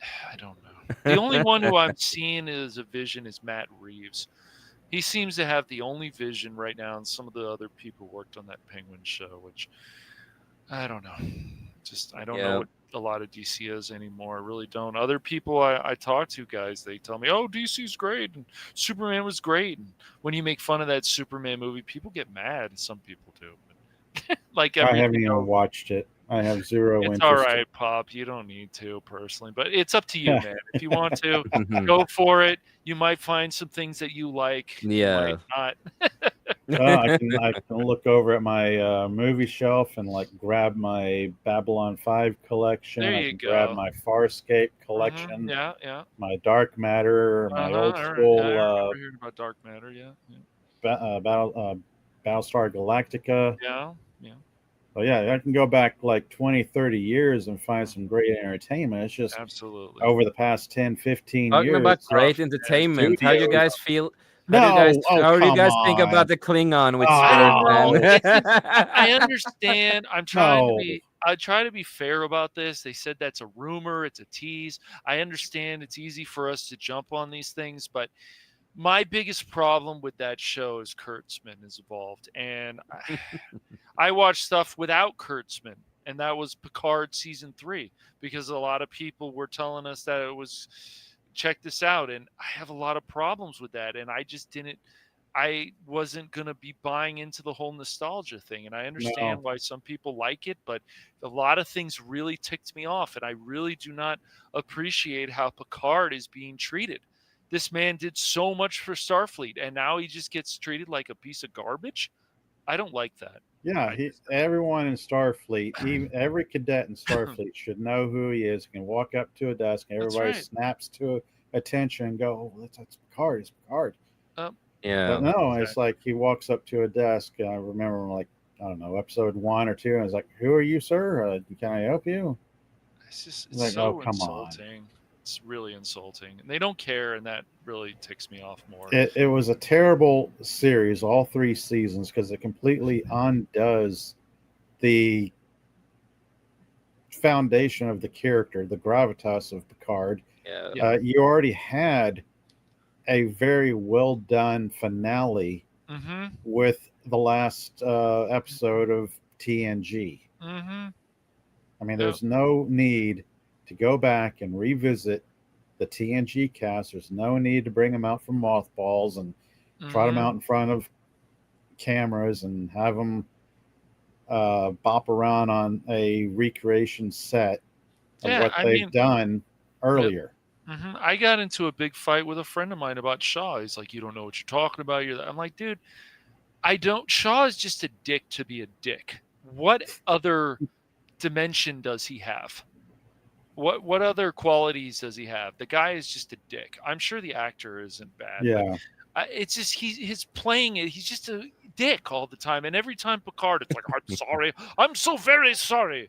And then Exactly, it's and then they go back to him. "You were right, Picard." Or Geordi goes and says things like, "Oh, hey, I how dare you treat my daughter like that? Oh, you were right, Picard." And I'm like, is this really happening? Well, if you go Exactly. back far enough, you can reference the relationship that 7 and 9 was building with Chakotay or something, or any other relationships she was having with fellow crew members at the time. But no, all that gets brushed aside, and all of a sudden she's developing a relationship with the character whose name I've completely forgotten because it was not important to me. What's her face? The drug addict character living out in a single wide trailer. Oh yeah. And she became a lesbian with 7 Yeah. 9, which where's Chakotay? I just a lot of these decisions and the whole thing, like I didn't know much about the why do we have the Borg in? We have to have the Borg, and then the Changelings. That's it. The Changelings, and then the Changelings were evolved. I'm just like, I don't like this. There's a The whole lot of package. stuff about the season 3 of Pucard, as I like to call it, Pop. Yeah. I don't Yeah. understand a lot of stuff, and people who were watching it with us were like, "What is Yeah, this?" But exactly. we have And other hail to people who are Pacific like, 414. Hail to you, brother. "Hey, what's up, buddy?" Yeah, It was a completely member-berry driven show. It's like, hey, Yeah. remember the Borg? Hey, remember yeah, the you saw it Changeling? too. I Hey, remember can't not this? see it, man. Right, exactly. Yeah. No, No, just I'm not. I can't get up behind it, man. It's just like when you I watch can't. something like Star Wars, newer Star Wars, and you're like, "Oh, I'm clapping. Oh, I'm so," and then you start Yeah, analyzing right. stuff, Yeah. or you're like, "Oh, I was wrong. I felt this way because I wanted this, and I got Yeah. this, and I Mhm. thought this, and then I was wrong." And it's just, at least that's how you feel. And so you want to try to, like, I want to like this, but I can't, and my brain can't. And so whatever you watch with people nowadays, with certain people, Prey or whatever, I'm like, I don't like the way some of this movie's going. Why isn't this Predator more like this? And why do I feel this woman, it's easier time? Oh, this Predator's not as strong. I'm like, I don't like this. Give me something like the first Predator movie, actually. Yeah. Yeah. It's You just, know, Why no, didn't, I why do, I do, didn't I we do. get a reunion of Luke, Mhm, Han, and Leia and A mhm, Force Awakens or whatever? It's like, mhm. no, we Yeah, got no, cardboard because F them, man. cutouts. Yeah. So I don't understand a lot of these decisions because of the things I grew up, what they're doing to April, Neil, and Turtles. Like, I can't appreciate that. So No. disrespectful to the No, character. exactly. She's this awesome reporter. She's a great character. She really is. Yeah, all these great characters. You have these people just taking a wrecking ball and they're just destroying them, and they don't care. It's so offensive and Yeah, ridiculous. Yeah. they don't care about lore No. of No, because there is the no source any. material. Right. Right. Oh yeah. Kathleen Mhm. Kennedy's famous line about, oh, it's a shame we just don't have source material to reference when we're making our own Star Wars. All the while, everybody is talking Mhm. about books, novels, comic Yeah. books, Mm-hmm. Yeah. I mean, my even Yeah, no, friend, fan exactly. films. even the convention. I have a friend that I know. He went to the EU convention here in